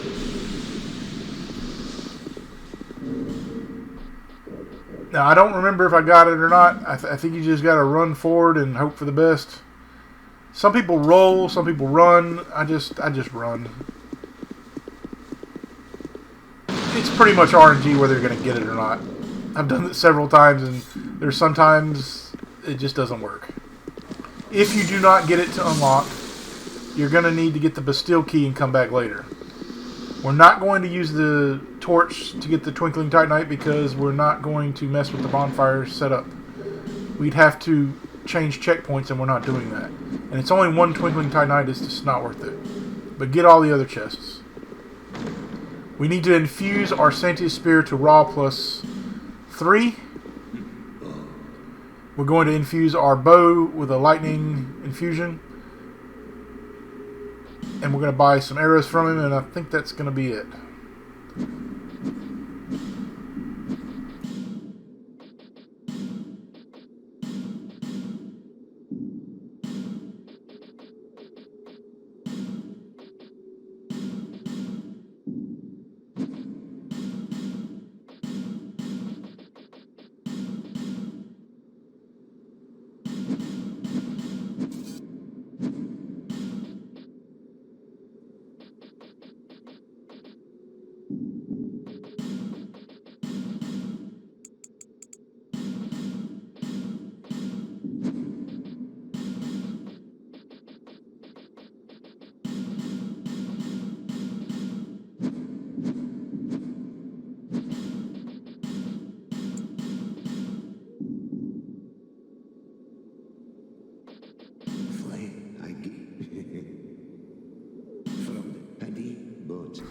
I was trying to get the Titanite slab from him, but I didn't spend enough money, and I think you have to do it on services, not purchases.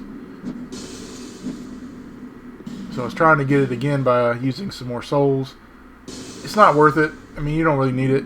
Pretty much the only thing you're going to upgrade with a Titanite slab is your shield, the mace, which you've already done, and the bow. I actually don't even think I upgraded the bow to max in this walkthrough. I think I got it to +8 and forgot to upgrade it the rest of the way. So I was just doing the armor a little bit here just to see if I could get the slab. But I didn't get it, so it doesn't matter. I forget how much you have to spend. But he just wasn't going to give it up this time. On to the Ruined Sentinels.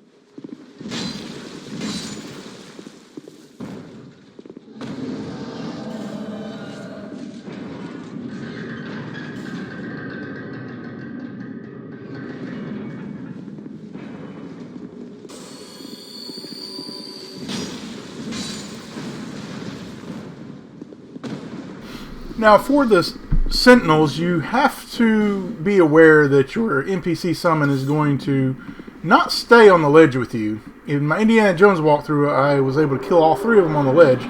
So if you don't want to deal with that and have to go downstairs, then just don't NPC summon for the fight. But I did it anyway. I just like to have that extra distraction. But yeah, it's probably easier without the summon because you don't have to worry about him going down there and aggroing them down there. He's not going to stay on the ledge with you. After you guys kill the first one, he's just going to go down there and it's going to ruin the whole thing. But the distraction's still worth it in my opinion. You can get behind them and end them very quickly.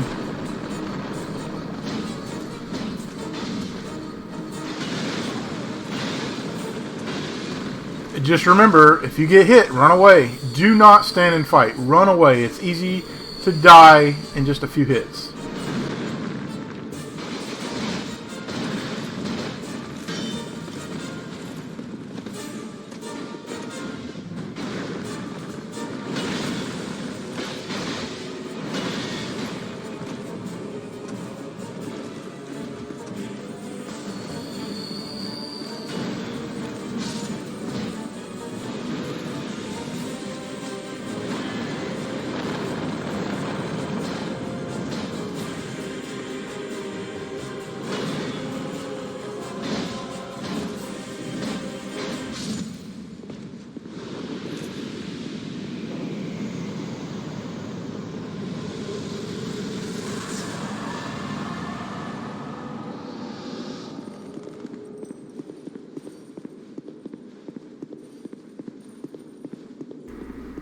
Don't linger in this hallway or you will die. Just run straight through without stopping.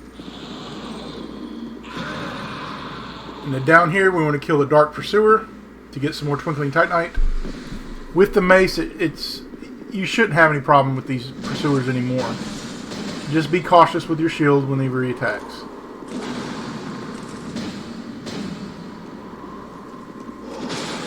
You can see he gets stunned, trying to get cursed.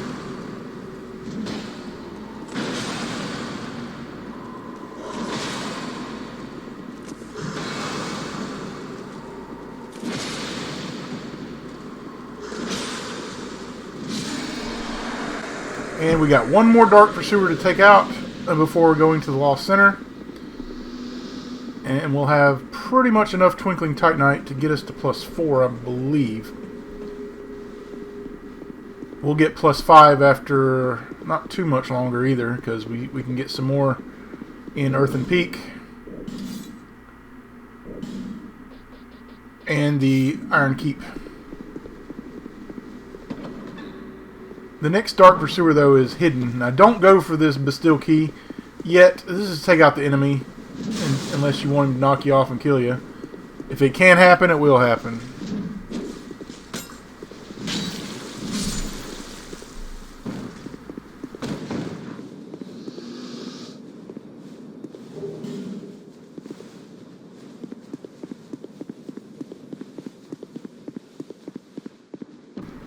Now, I don't summon for the fight against the center. Probably should have, because I struggled pretty badly against the center, even with all my gear here.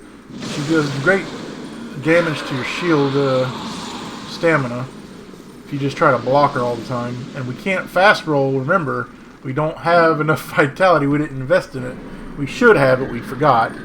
So if you invest in enough vitality, it'll be a lot easier to take out the center with the shield, using the shield. But right now it's going to be a tough sledding with it. We're just trying to save our mace's durability for the fight with the Dark Pursuer coming up. Make sure you take out all these mummies. All of them.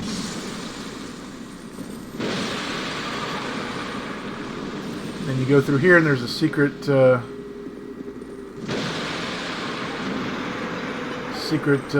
illusionary wall here.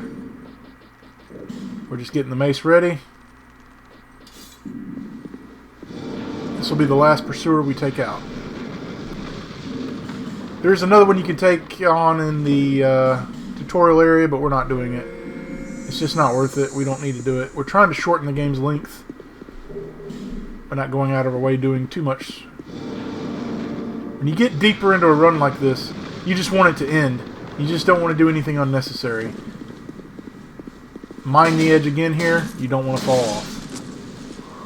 Always be aware of your surroundings.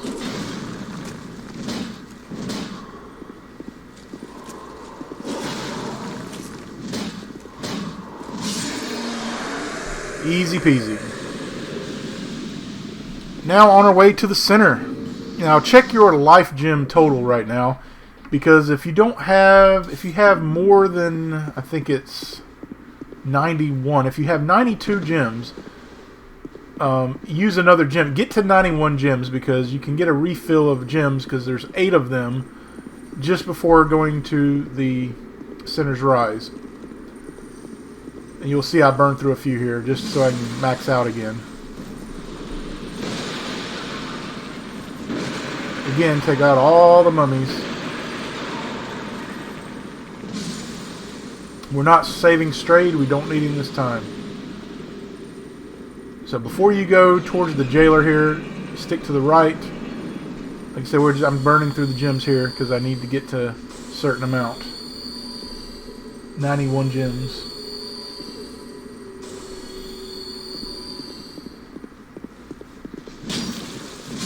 We're back to max. As soon as you take out the jailer, you'll be in Sinner's Rise, but try to have the cat ring on so you can make a drop straight to the elevator so you don't have to deal with any unnecessary enemies. There will be one guy that drops from the roof above the above ledge. Yeah, I'm putting on the cat ring right here. You could probably withstand the fall, but health is everything, like I say. So he'll fall right here. Just wait for him. Don't let him get the drop on you.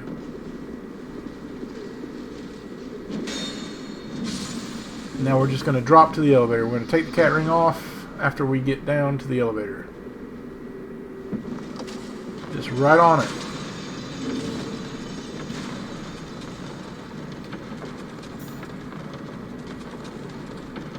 Now there's a shield to the left as soon as you get off the elevator. The Blossom Kite Shield that gives you stamina regeneration.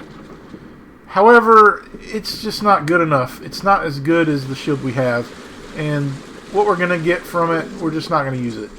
I tried using it in one of my other attempts, and it didn't work out as well as I thought. We're not going to fight the Fuxile Sentry. There's no point.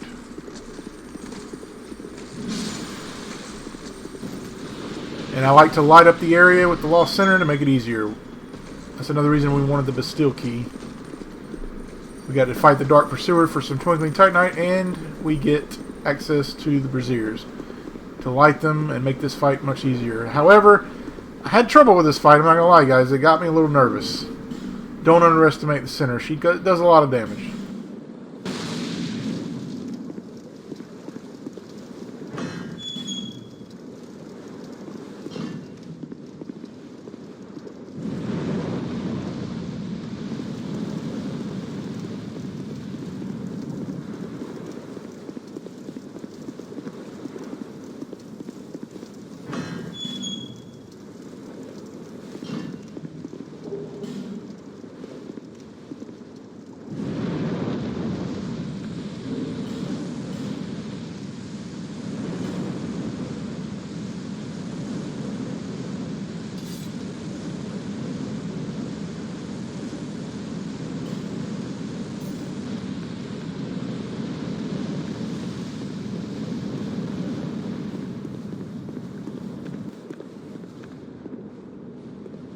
Because we didn't have enough vitality, I wanted to be able to fast roll, so I went with the mace here. And I buffed it with some charcoal pine resin.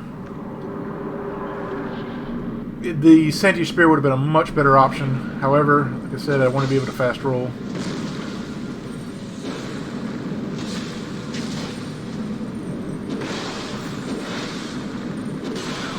Just because your shield can block attacks, don't get too cocky. Always run around and heal if you have to.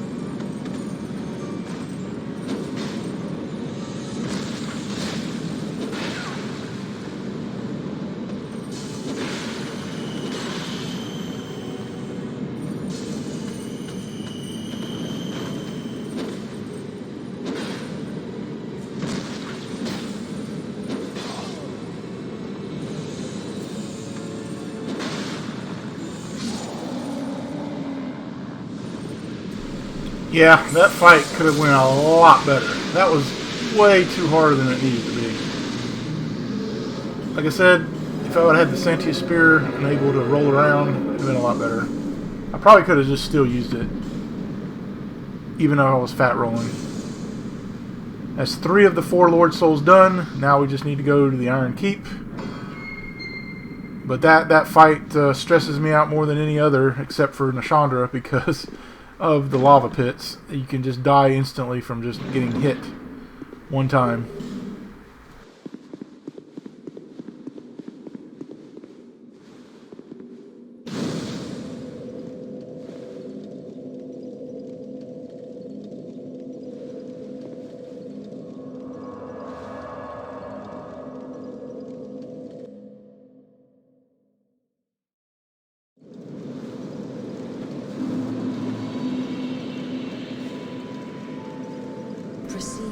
We need Vitality to plus 15. For sure. I think that's what we're doing here.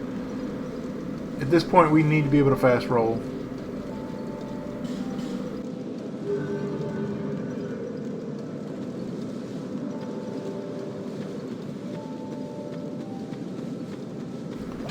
Now we can get our Sentient Spear to plus 4.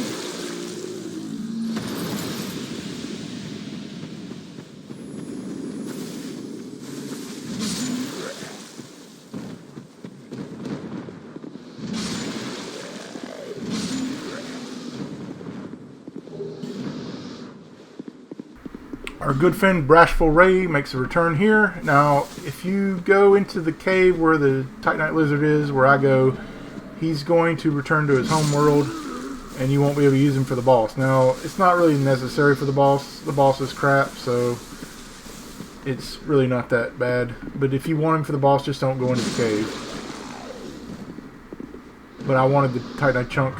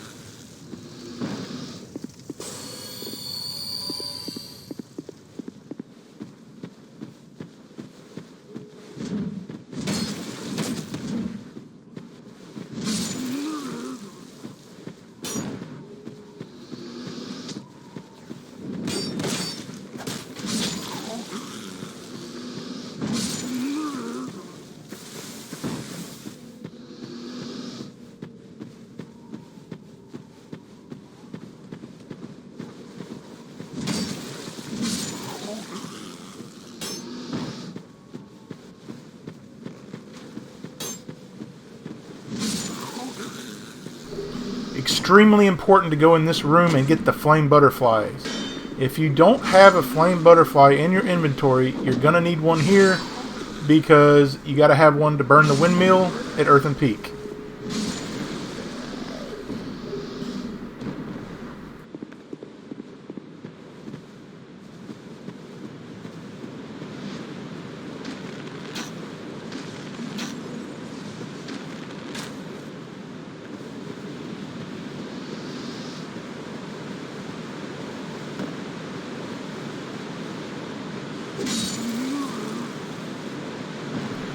Again, if you want Bashful Ray in the boss fight with you, just go straight to the fog wall.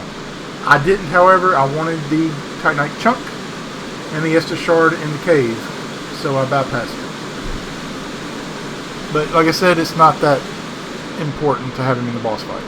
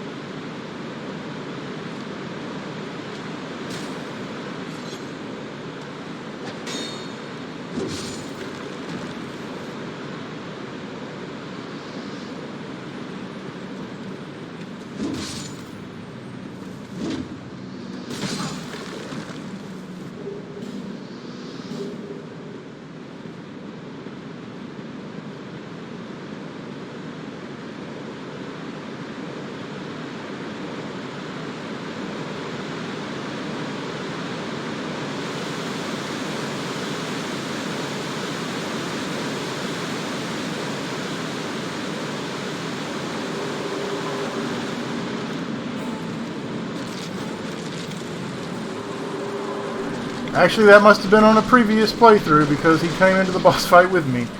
I guess it's the amount of kills that the NPC gets that they'll return to their homeworld.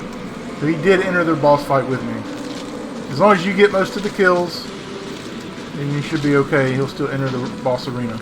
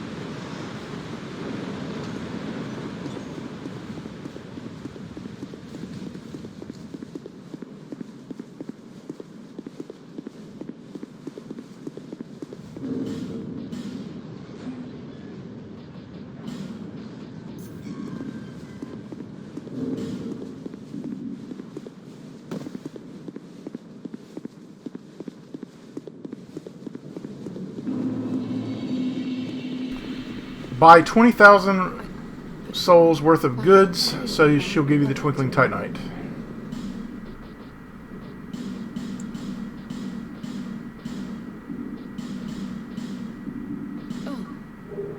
Now just exhaust her dialogue to get her to move to Majula, and we're on our way. I suppose it's about time I moved shop. Get your bow out and take this guy out. Don't take any chances. He's killed me before, and I have PTSD from him, so I just shoot him from a distance to just get rid of him, because it didn't feel good to die to this guy.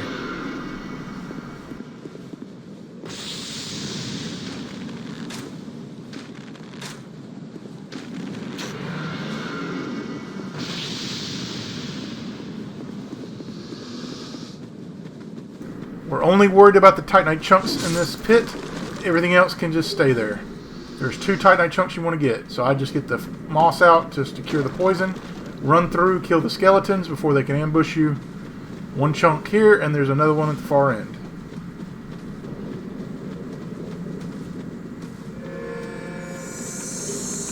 That's it. We just want to get out now.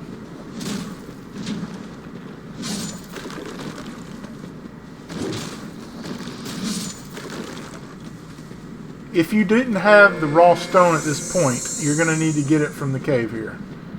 There's a skeleton here. Make sure you take him out. Like I said, if you didn't get the crystal lizard in the doors of Pharros, or you didn't get it from the crows, you need to get it right here from this chest. But we don't need it because we already got it.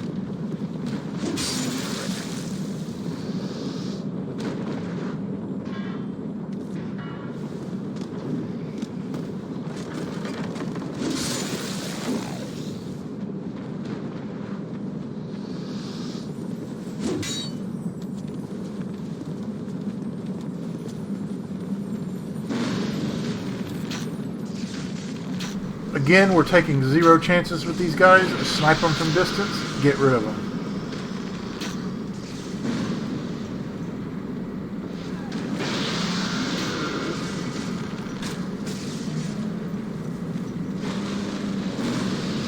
You want to draw the hammer guy off the bridge as well, so he doesn't knock you into the pit.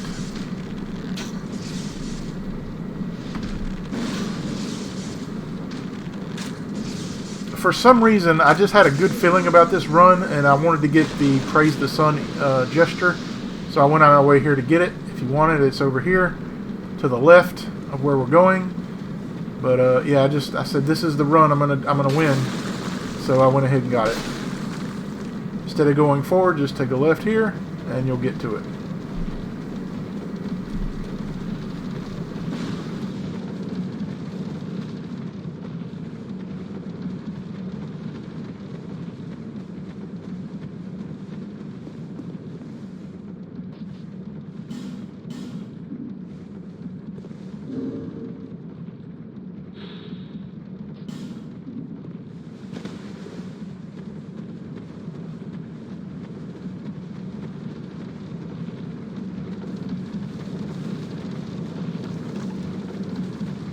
Alright guys, don't take the Covetous Demon lightly. He killed me. He killed me in one of my runs. And the way he killed me was he pinned me against a wall and flopped on top of me. I couldn't escape. So don't let him do that to you. Don't let him pin you against a wall. And don't take him lightly, because the enemy boss in this game can kill you. And I learned that the hard way. I died to the Covetous Demon, and it was quite embarrassing. He is weak to piercing attacks, so I recommend Santia's Spear and just thrusting attacks.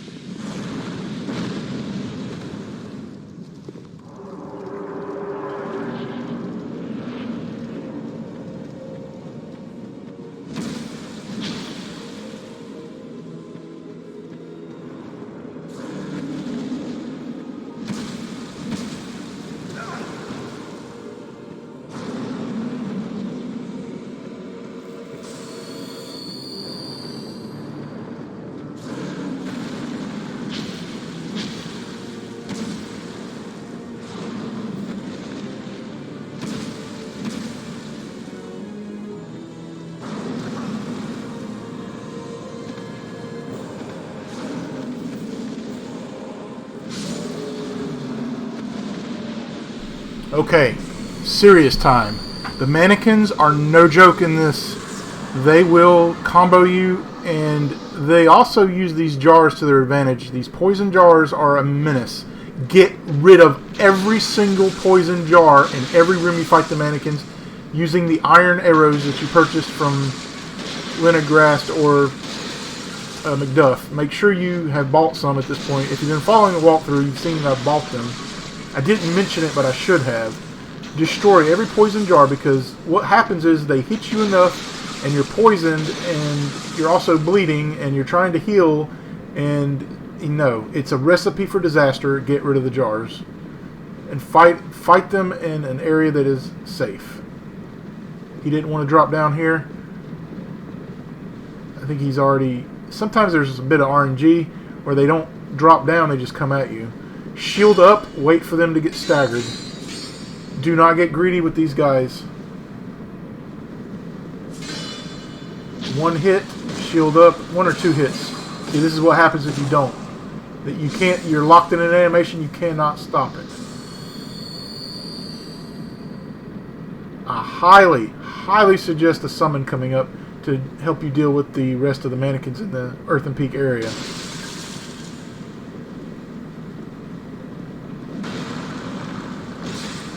Another dangerous enemy coming up is the Grave Wardens. We're going to snipe him from distance here to get him to come to us.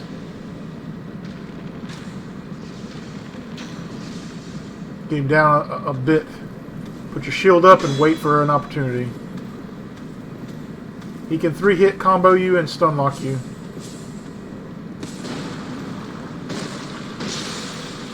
This is one of the most dangerous parts of the game for going for a no-death run. Come in here very gently, get your bow out, and snipe every jar in here. Don't go to the left yet.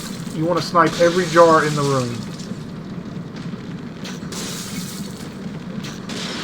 Take 0 chances with these guys. 2 of them are going to come down from above, and all it takes is 2 hits from each of them, and that's going to be your death, because they're going to combo stun lock you, and there's nothing you can do. You're going to be stuck in the animation. And you don't want the poison to be a factor, so take every jar out. Make sure you summon this friend of yours to help you with them.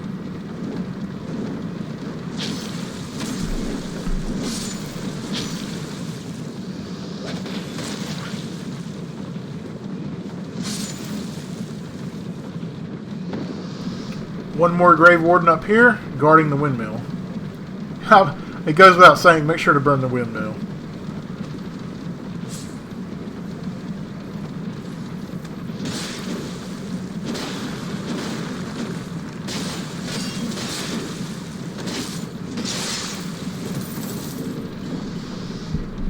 Get some throwing daggers out too, because you want to draw out the 2 mannequins. If you cause damage to each one of them, one of them won't go in behind and lock the gate. You want access to Laddersmith Gilligan so he can give you the ladder to get the Twinkling Titanite. So I would recommend using the daggers here.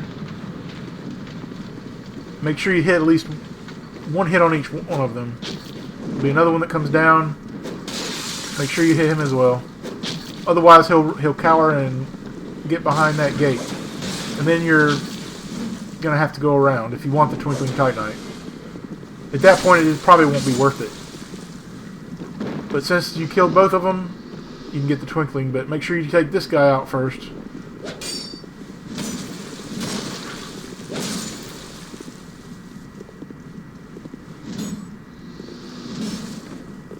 Mind the edge, of course.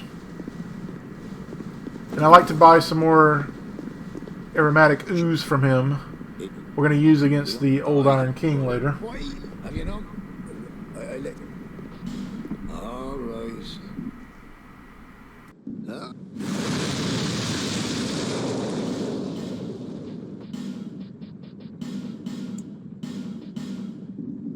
No, mate.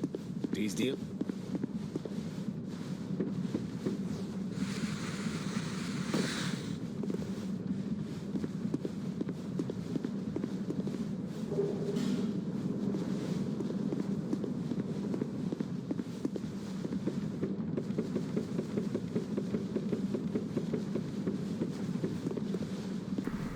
Now, for the hardest part of Earthen Peak, we're just going to use the bow to draw them out, one at a time. One at a time. Don't aggro multiple at once. That's where you get in trouble. Just stay right here, snipe one at a time, wait for them to come down, and kill each one at a time. I used the trap to kill this one, but they're not always going to be in position. There's 3 of them up here. You want to snipe each one. And just wait for them to come to you.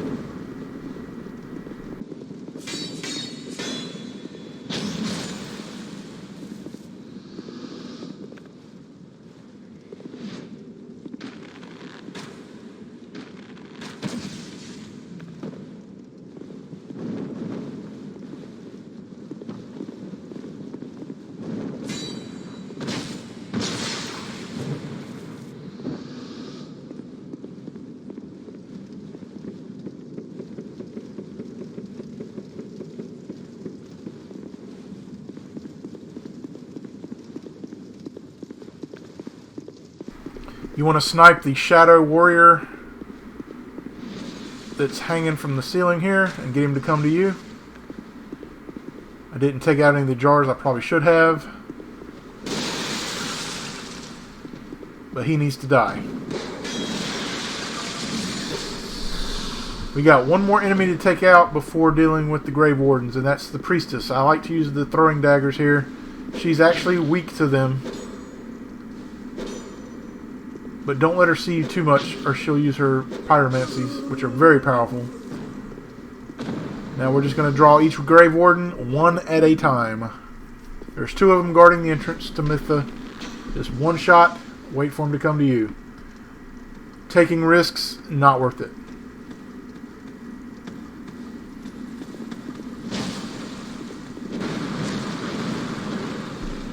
We're going to summon Jester Thomas, who is a huge advantage with fighting Mytha. You pretty much don't even have to fight Mytha yourself. I help out a little bit, but these 2 NPC summons are going to wreck her crap. It's pretty much a free boss fight. The pyromancies that Jester Thomas uses absolutely obliterate Mytha.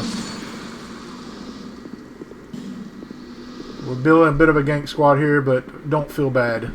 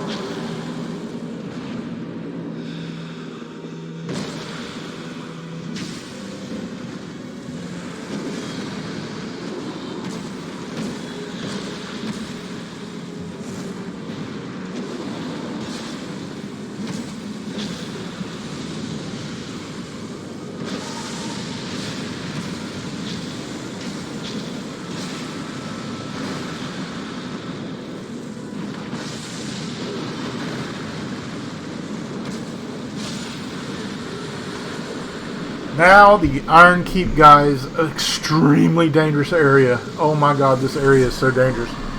This area gives me so much anxiety because of the fall pits, the lava, the alone knights that can stun lock you, just so many things that can go wrong in this area. It is very important to take your time.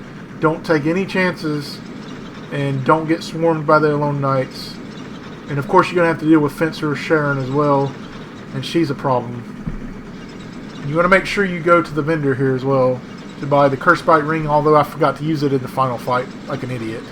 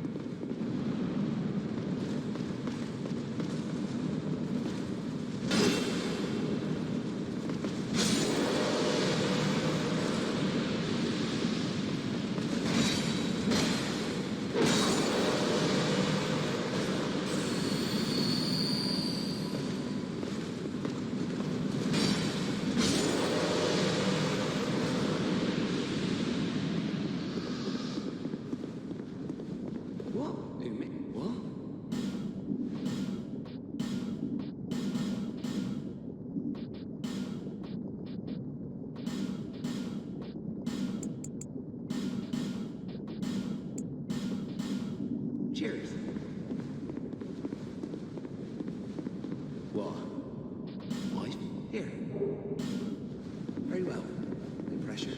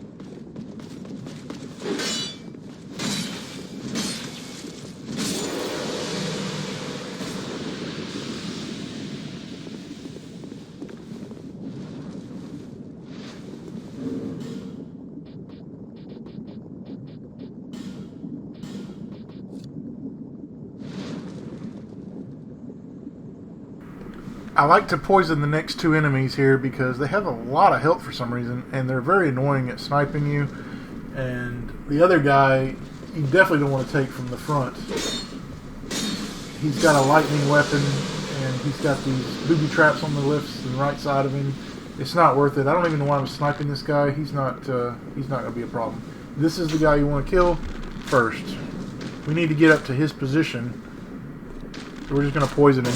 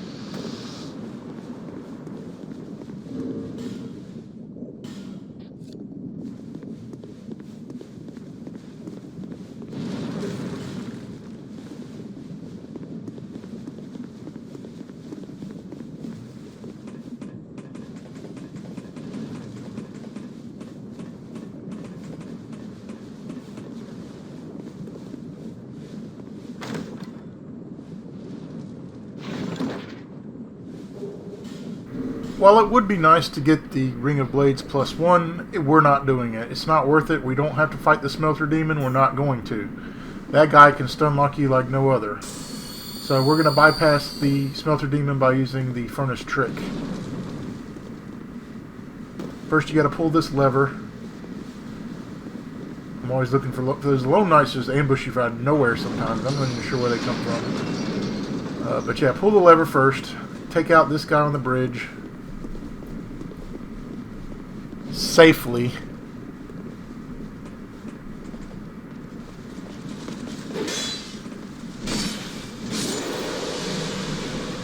Then you'll need to drop down to the valve here. I probably shouldn't have jumped off here because it's dangerous. You can actually walk down and just drop off, but here I just did a leap. Pretty dangerous to do. I wouldn't recommend it. There's a petrified dragon bone in here. Don't miss that.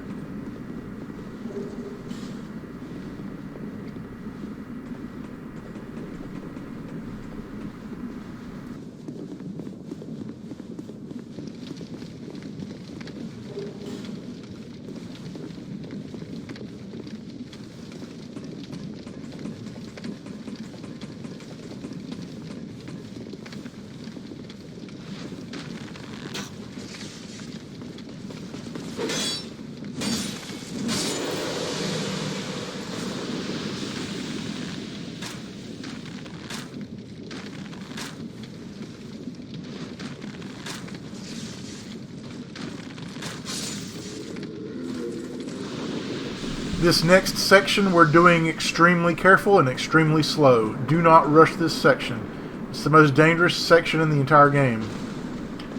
One at a time, bait them out, let them die. It's on your terms. Do not go to their areas. I'm going to pull this lever first, and we're going to snipe every single one of these guys and draw them to us. If we don't kill them with the bow outright, we'll draw them to us.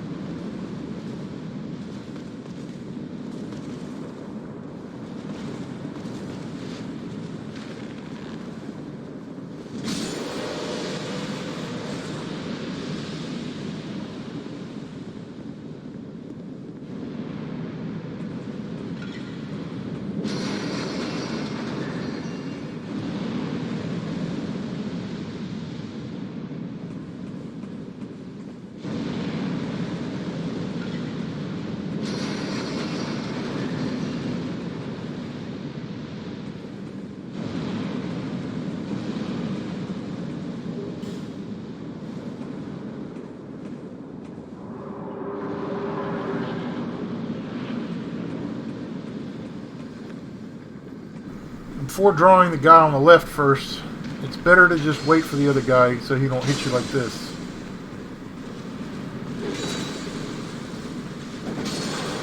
You don't want both of them at you at the same time. Now, if you didn't get the bolt stone from the Shaded Woods, you can still get a short bow that's already infused with lightning in the next couple of rooms here. There's one near the fire traps. So once you release the fire trap mechanism, you can get it if you didn't get the bolt stone.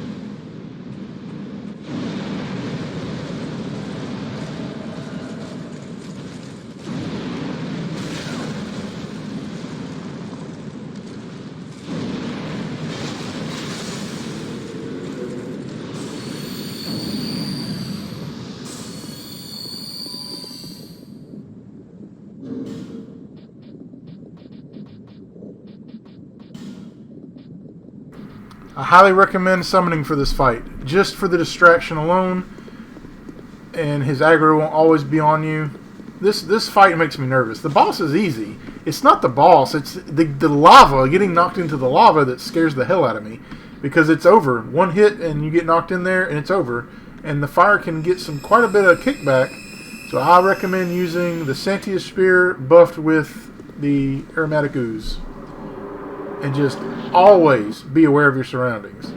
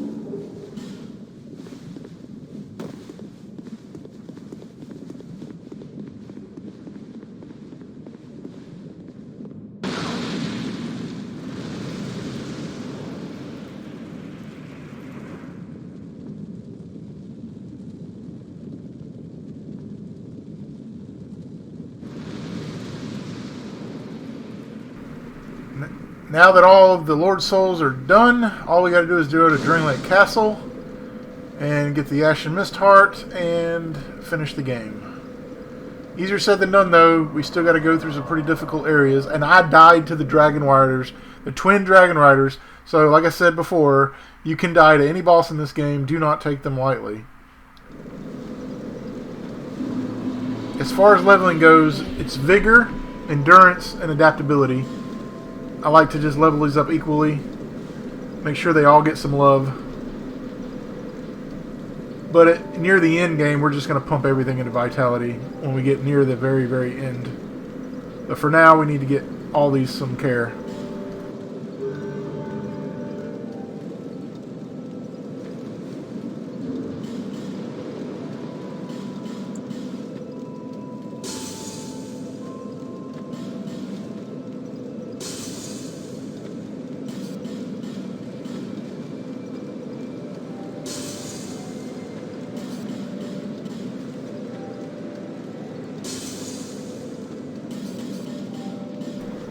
Also, make sure you have at least 2 bright bugs for the end game as well. You want one from Chandra and one for Thronewatcher and Defender. Even though we're going to summon Benhart for Thronewatcher and Defender, if you activate the bright bug just before summoning him, you can go in there with him and then the bright bug will already be activated. But we're going to get rid of Benhart before Nashandra, so we can use the bright bug against Nashandra.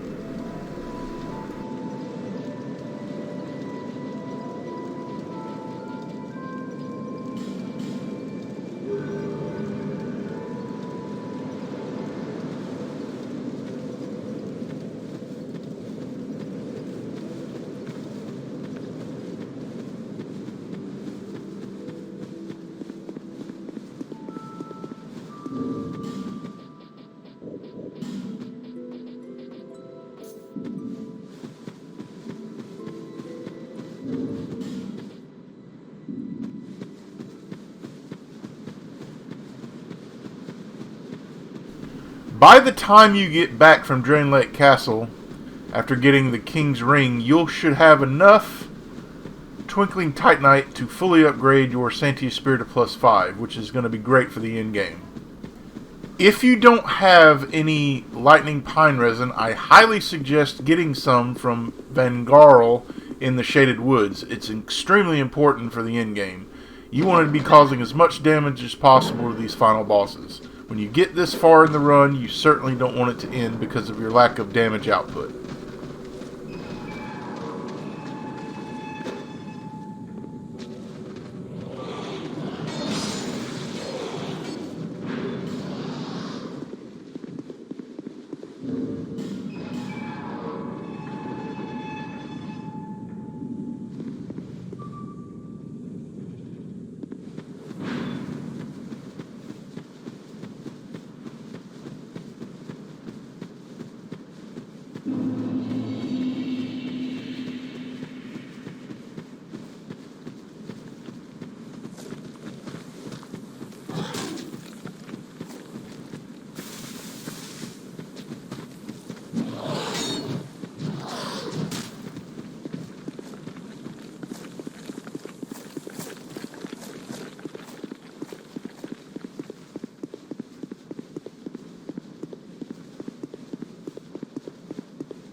If you want, you can light this bonfire right now, because after you get the King's Ring, you're going to have to go to Aldia's Keep, and this will be a short distance from the bonfire to Aldia's Keep, but I just wanted to go back to Majula, so I didn't light it.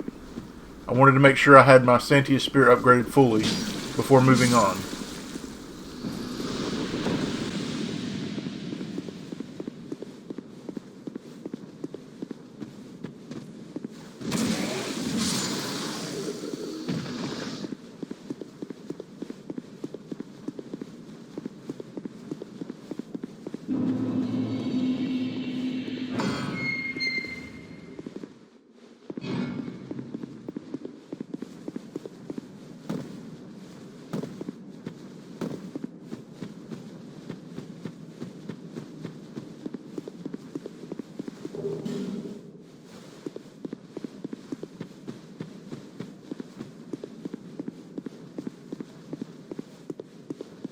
Make sure to pick this item up. It's the Divine Blessing. You'll want as many of these as possible for the end game.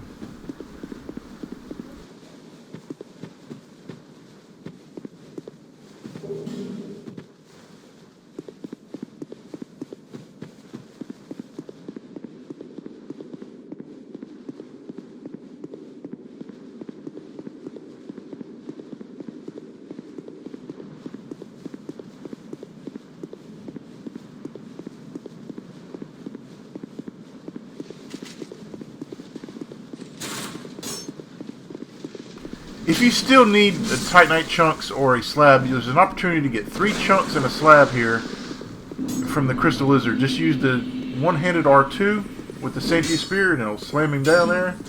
Well, I missed him there. There we go. These Crystal Lizards in this game are a pain in the butt.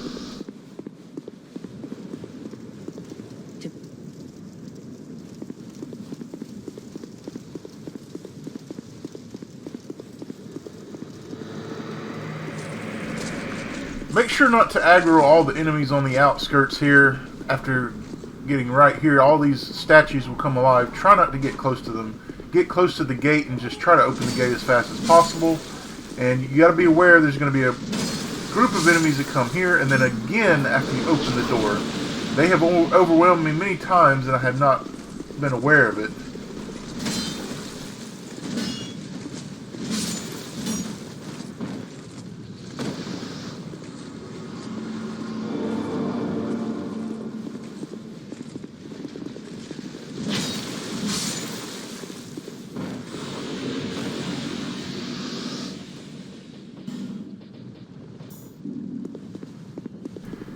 Now, you can get some nice items from Wellinger, but you don't have to get them right now. It's important to get the lightning arrows if you want to pelt Nashandra from a distance. I don't even know where this guy comes from.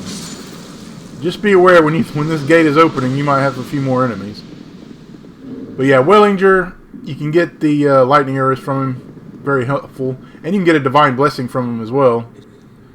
6,000 souls for one divine blessing, but you want to get as many of those as you can before the final battle.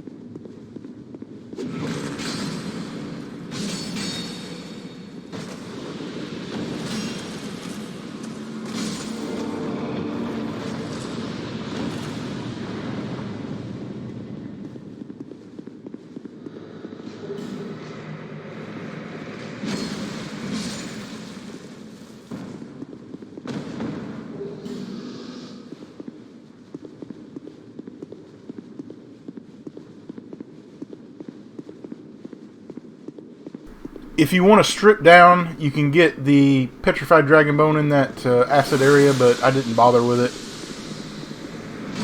We're not going to be using the butcher's knife as originally intended. Now, I do want to get the twinkling titanite from this chest here, though. This trap is not dangerous. I mean, you just open the chest, you'll get something that doesn't even hit you or whatever, and that's it.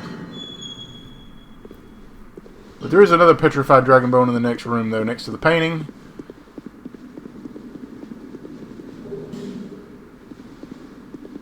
And normally you'll be invaded by Lucia here, but we killed her in the beginning, so we will not get invaded.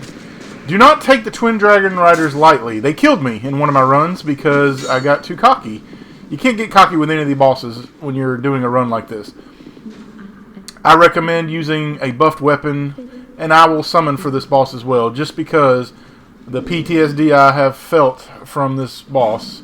It's not a hard boss. It's just the pressure when you're not trying to not to die. You know, it gets to you sometimes.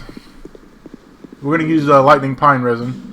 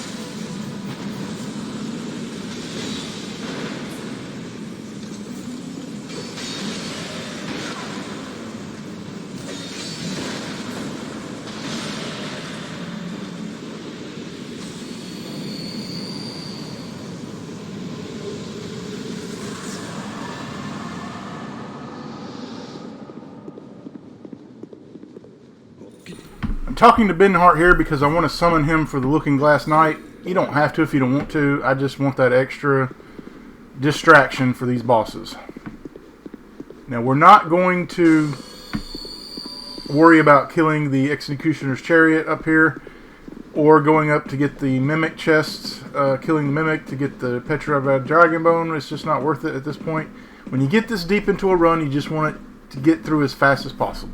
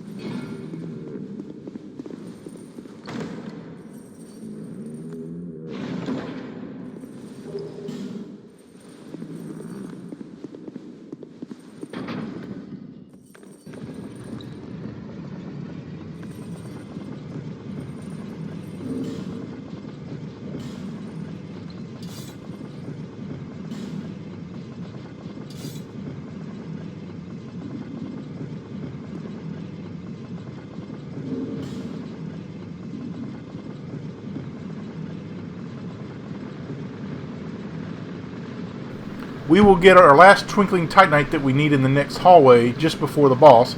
But you have to be wary of the stone creatures. We need to take them out anyway since we're summoning Benhart. But they're not too hard to kill, but they will combo you with their spears, so you need to have a shield up and ready to attack. But safety is first. Block first, then attack. But you can get them before they even spawn in sometimes, as we're going to do on the first guy here.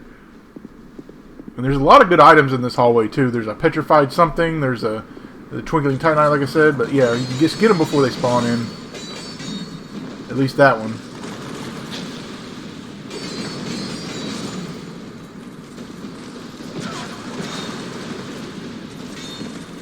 Use the hallway if you have to.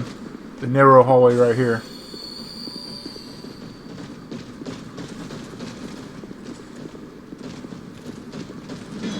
And they'll back up.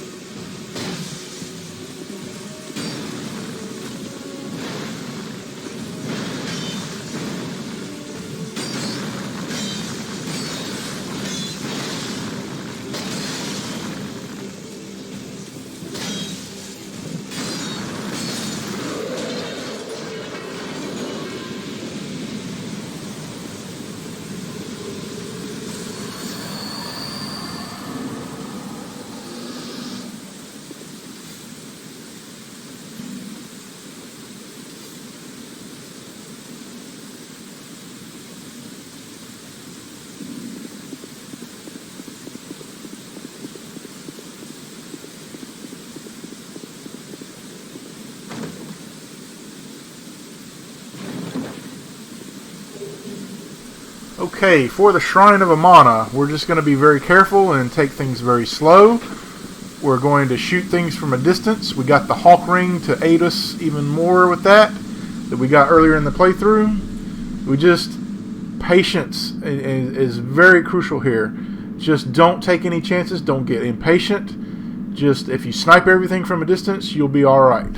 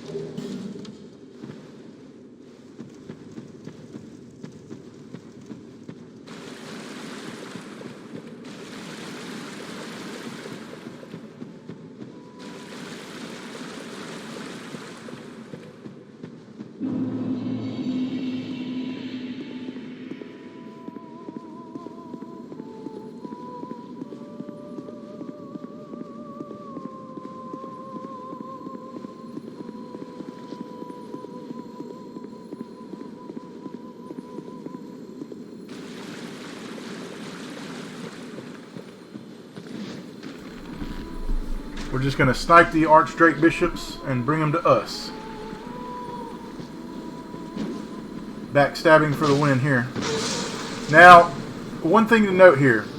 When you pass this building, she's going to stop singing and all these creatures are going to come after you. The trick here is just keep running all the way to the next islands until she starts singing again and they will become placid again. So just keep running here. When you hear her sing, you can stop. Well, this guy's not going to, but everybody else that was following us. But just don't go too far because you'll aggro more Archdrake Bishops. And you certainly don't want that.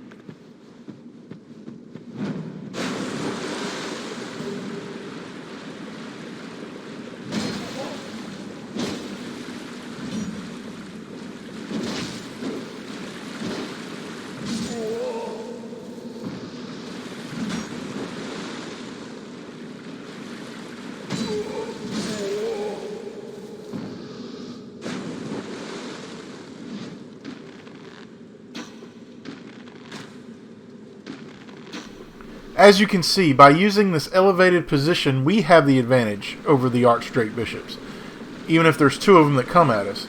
So, yeah, this is the way to do it, guys. The safe way to do it. But even after all the Archdrake bishops are dead, you need to be careful here, because I died on one of my runs right here somewhere, and I don't know where I fell, but I fell in a hole somewhere and I died. So do not go off the beaten path. Look for the glowy blue plants and just stick to that. Just don't go off the beaten path, because I did die and I don't know where it was.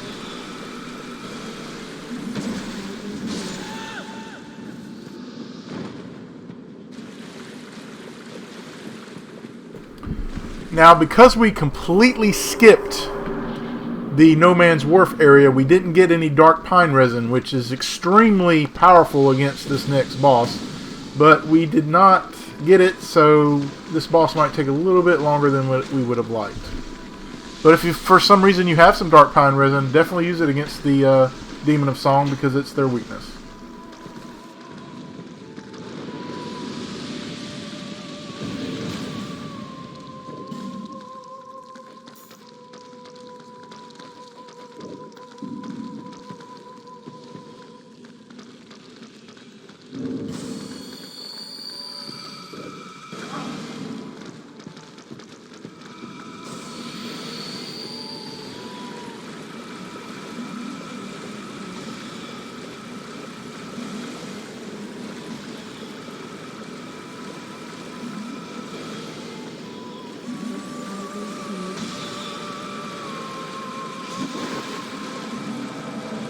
I got unlucky here. I nearly died. RNG sucks sometimes, guys. You get hit in the back, you get hit in the back, then you get hit in the back, and then you got a panic mode. You got to get into panic mode here.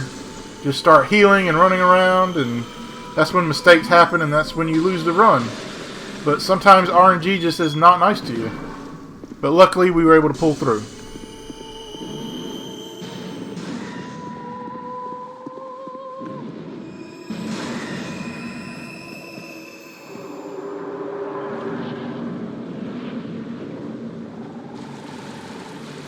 I didn't rush it with this boss because I was getting close to the end of the run, and I got a little defensive. The deeper you get into these runs, the more cautious you will become.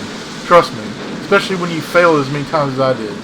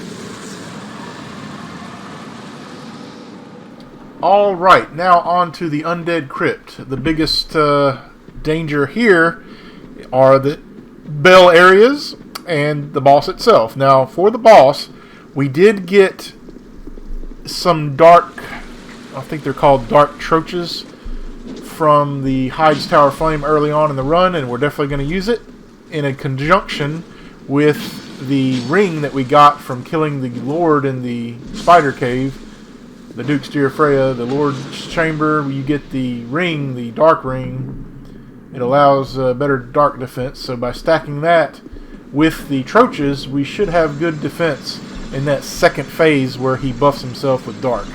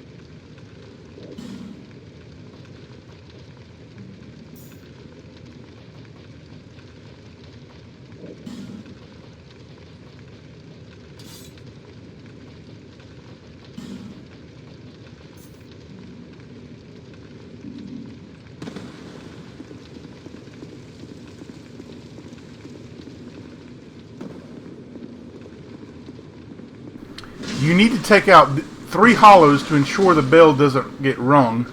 This is the first guy you need to take out. Then in this room there's 2, but 1 will come later from the ground. Be careful not to ring the bell yourself. Just wait for him to come up. Once he is dead, the bell will no longer ring. Just stay to the right here, go all the way down, and just avoid the dragon rider. There's no sense in fighting him. There's no advantage to fighting him. Just go past him. I like to use the mace for this fight with some gold pine resin.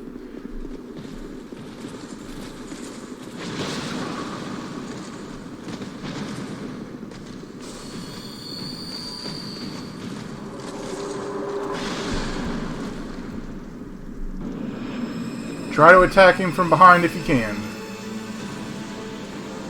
Try to save the Dark Trochus for the second phase when he buffs his weapon with Dark.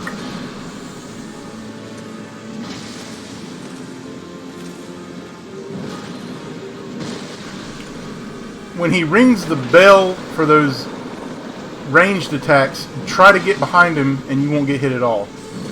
That's a very important thing to keep in mind, especially in the second phase.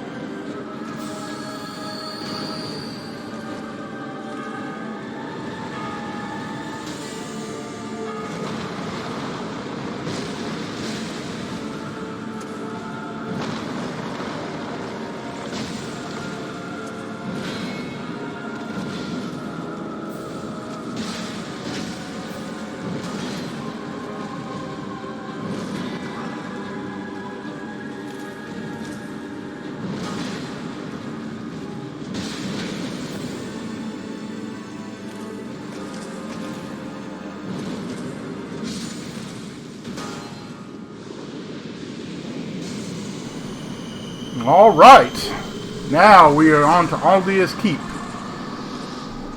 Don't worry about the Dragon Rider and company, they won't follow you into Vendrick's chamber.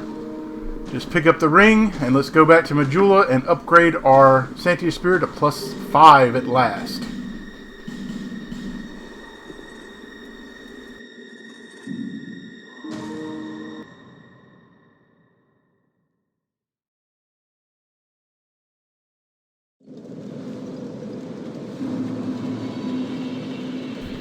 Now, I would have never thought this, but the Guardian Dragon is worthy of your attention. We want to buy a few items from Rosabeth here. Definitely the ring and the spurs, the orange spurs, since we didn't get a drop from the zombies earlier. And we didn't get a drop from the crows from the Prism Stones. You definitely want this, just as a precaution. Once you die to the Guardian Dragon on one of these runs, you won't take him lightly anymore. You will not take anything lightly. As you can see, I'm already equipping it because I want to make sure everything is ready.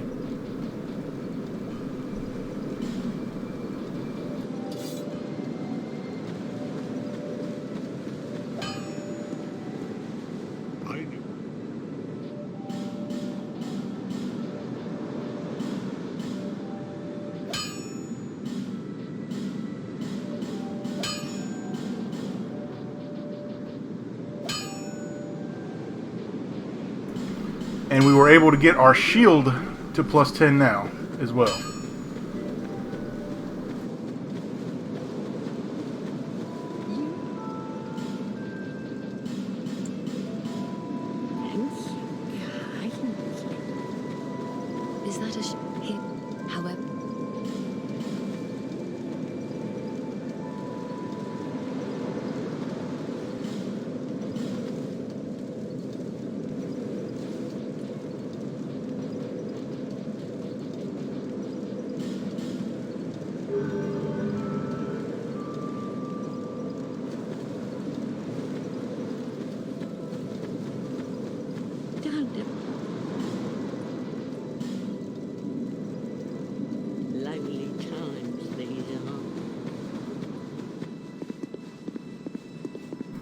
There is one danger on your way to Aldia's Keep. The troll that's there, he is a blockade. He's right there blocking the path, and he can grab you and insta-kill you. I really hate that move. I said this earlier, but I really think that is the most BS move in the entire game because it's got a terrible hitbox. It'll teleport you into the grab, so you always have to make sure you dodge to the right. Don't ever dodge backwards. If you dodge backwards, you're going to die. Every single time. So that is one thing you definitely want to keep in mind up here because you're so close to the end and you definitely don't want to die by the hands of a troll.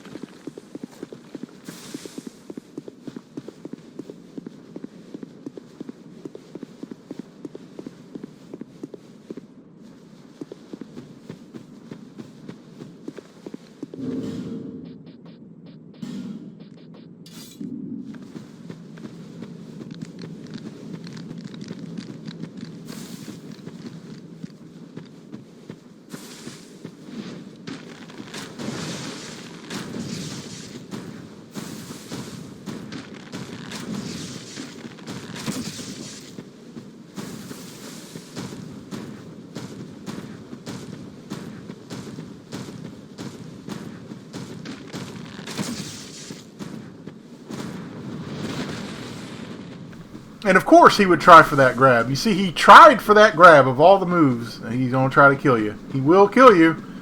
Don't take this guy lightly. I didn't die to him in my runs, but I had fears of dying to him in my runs.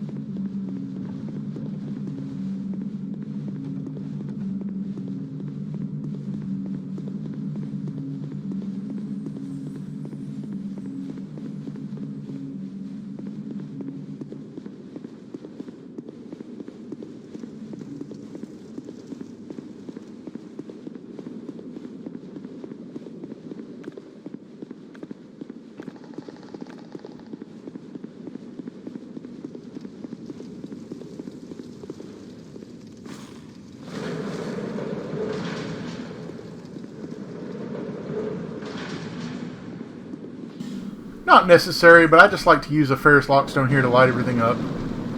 Just be careful of the 2 gotcha moments with the trolls. If you saw my Indiana Jones walkthrough, you know that there's 2 gotcha moments here down this path. Just make sure you don't get grabbed. Here's the first one. Hurry up and get through the door before the troll can get behind you. And here's your second gotcha moment. It's a little delayed. Now on to the Guardian Dragon. If the Guardian Dragon is doing a standing up fire breath, you better be out of that path. It can stun lock and kill you, and it will. I'm even buffing my weapon here because of the PTSD I had from this boss on one of my runs when he killed me. These bosses are not hard. It's just one mistake and it's all over. You have to take every precaution.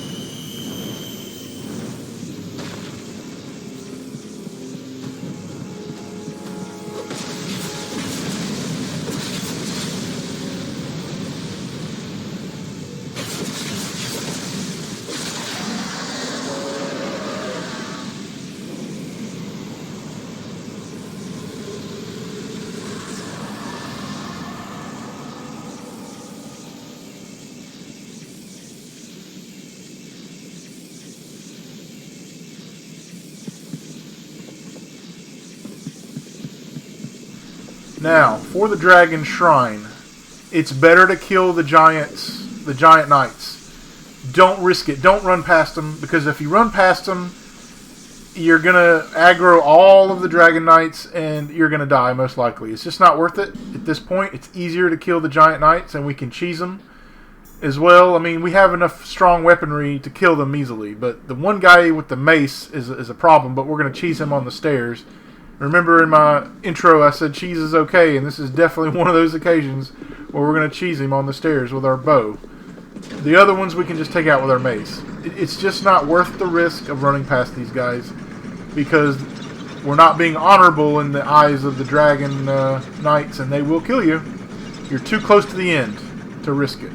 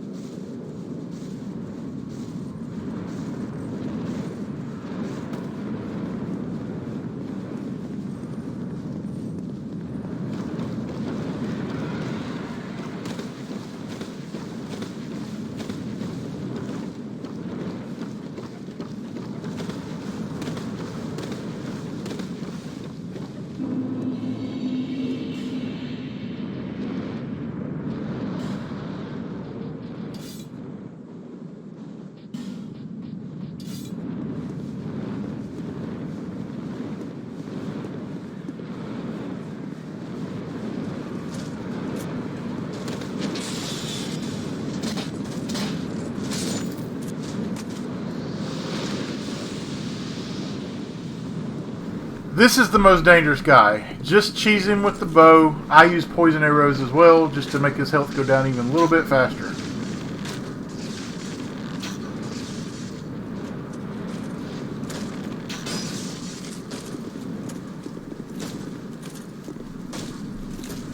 At some point he will back up. So this is where the cheese comes in. You'll never lose to this guy.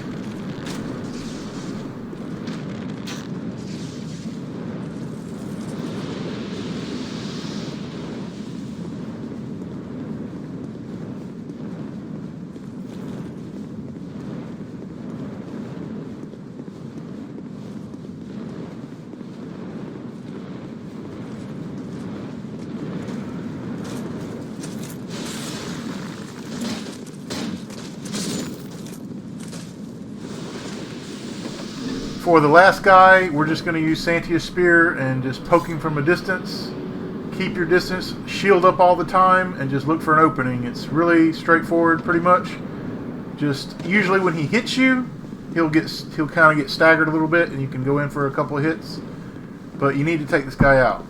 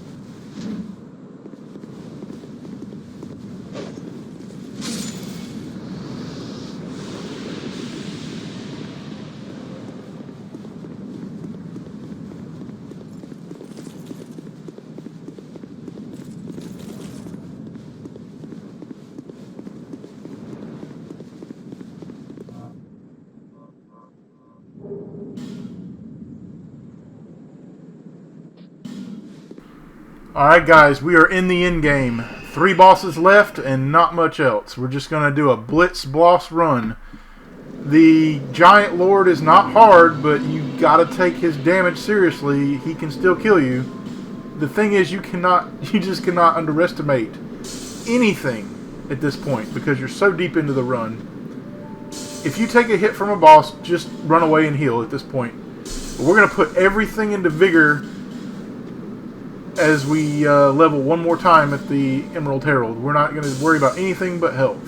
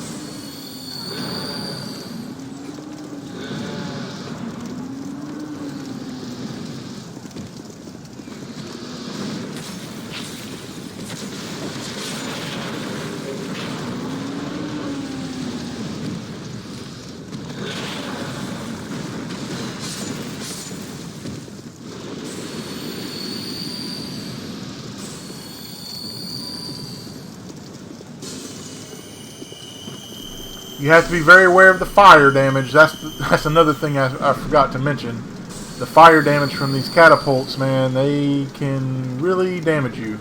Even after you kill the boss, make sure you get to the fog wall as fast as possible. And heal up as soon as the boss is dead, just in case that fire wants to give you a middle finger at the end.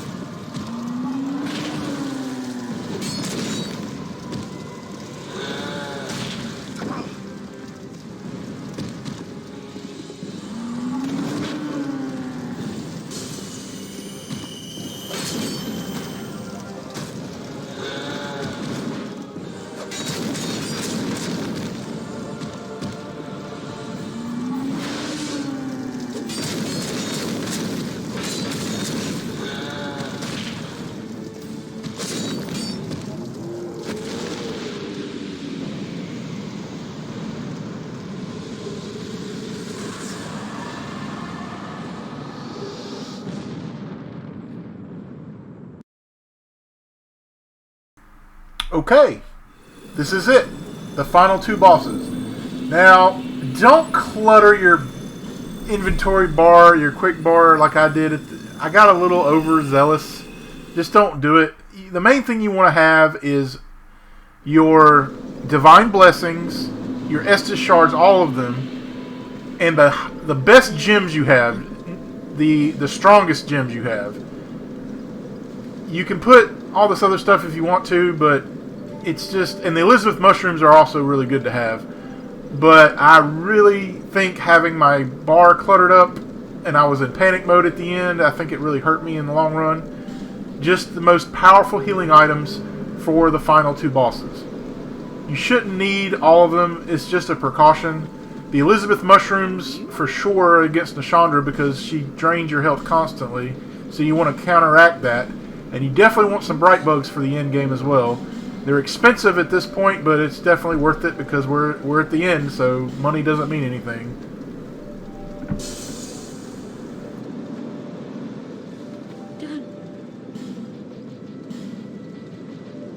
Lively times these are.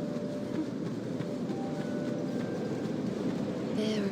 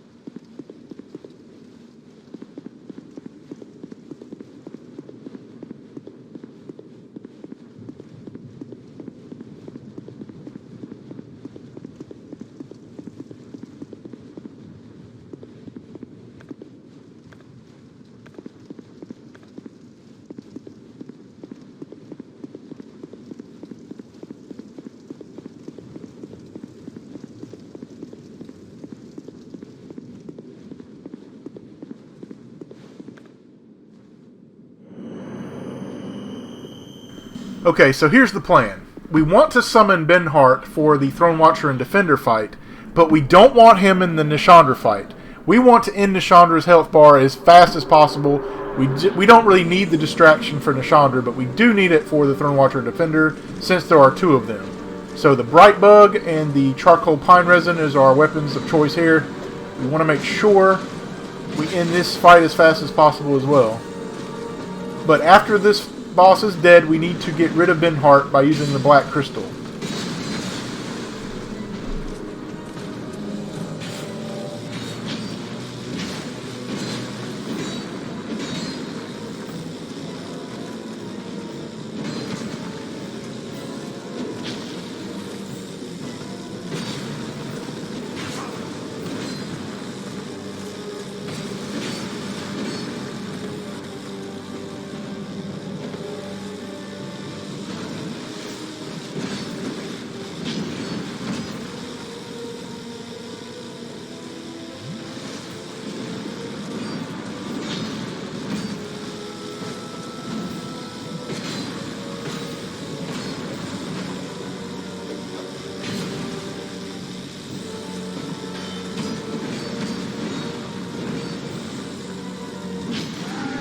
Don't waste any time. Let's get rid of Benhart immediately. You should have enough time to do it.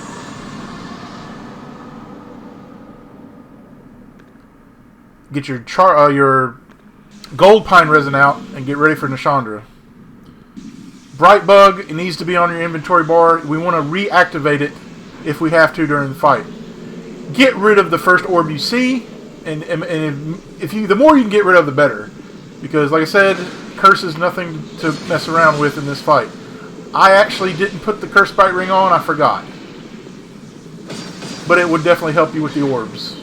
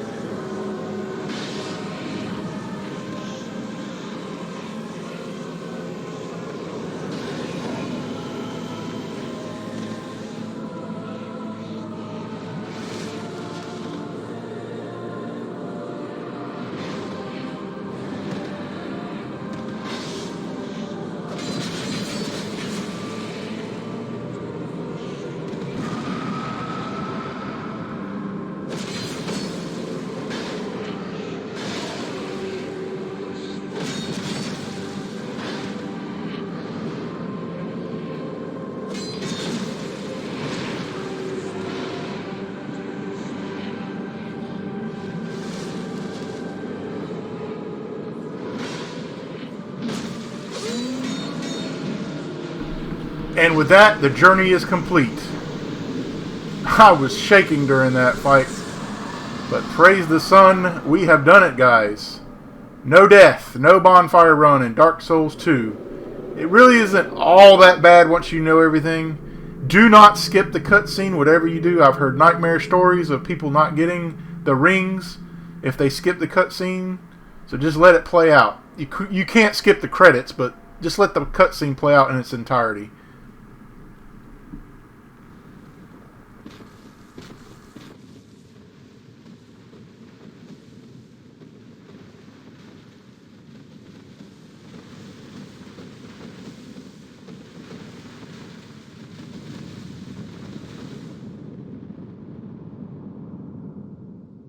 You who link the fire.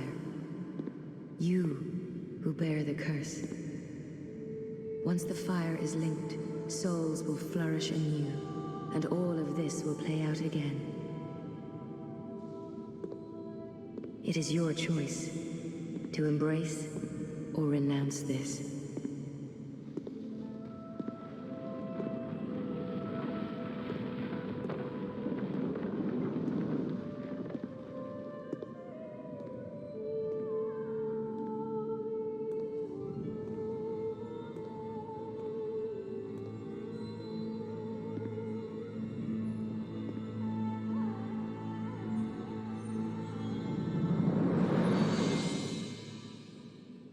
Great Sovereign, take your throne.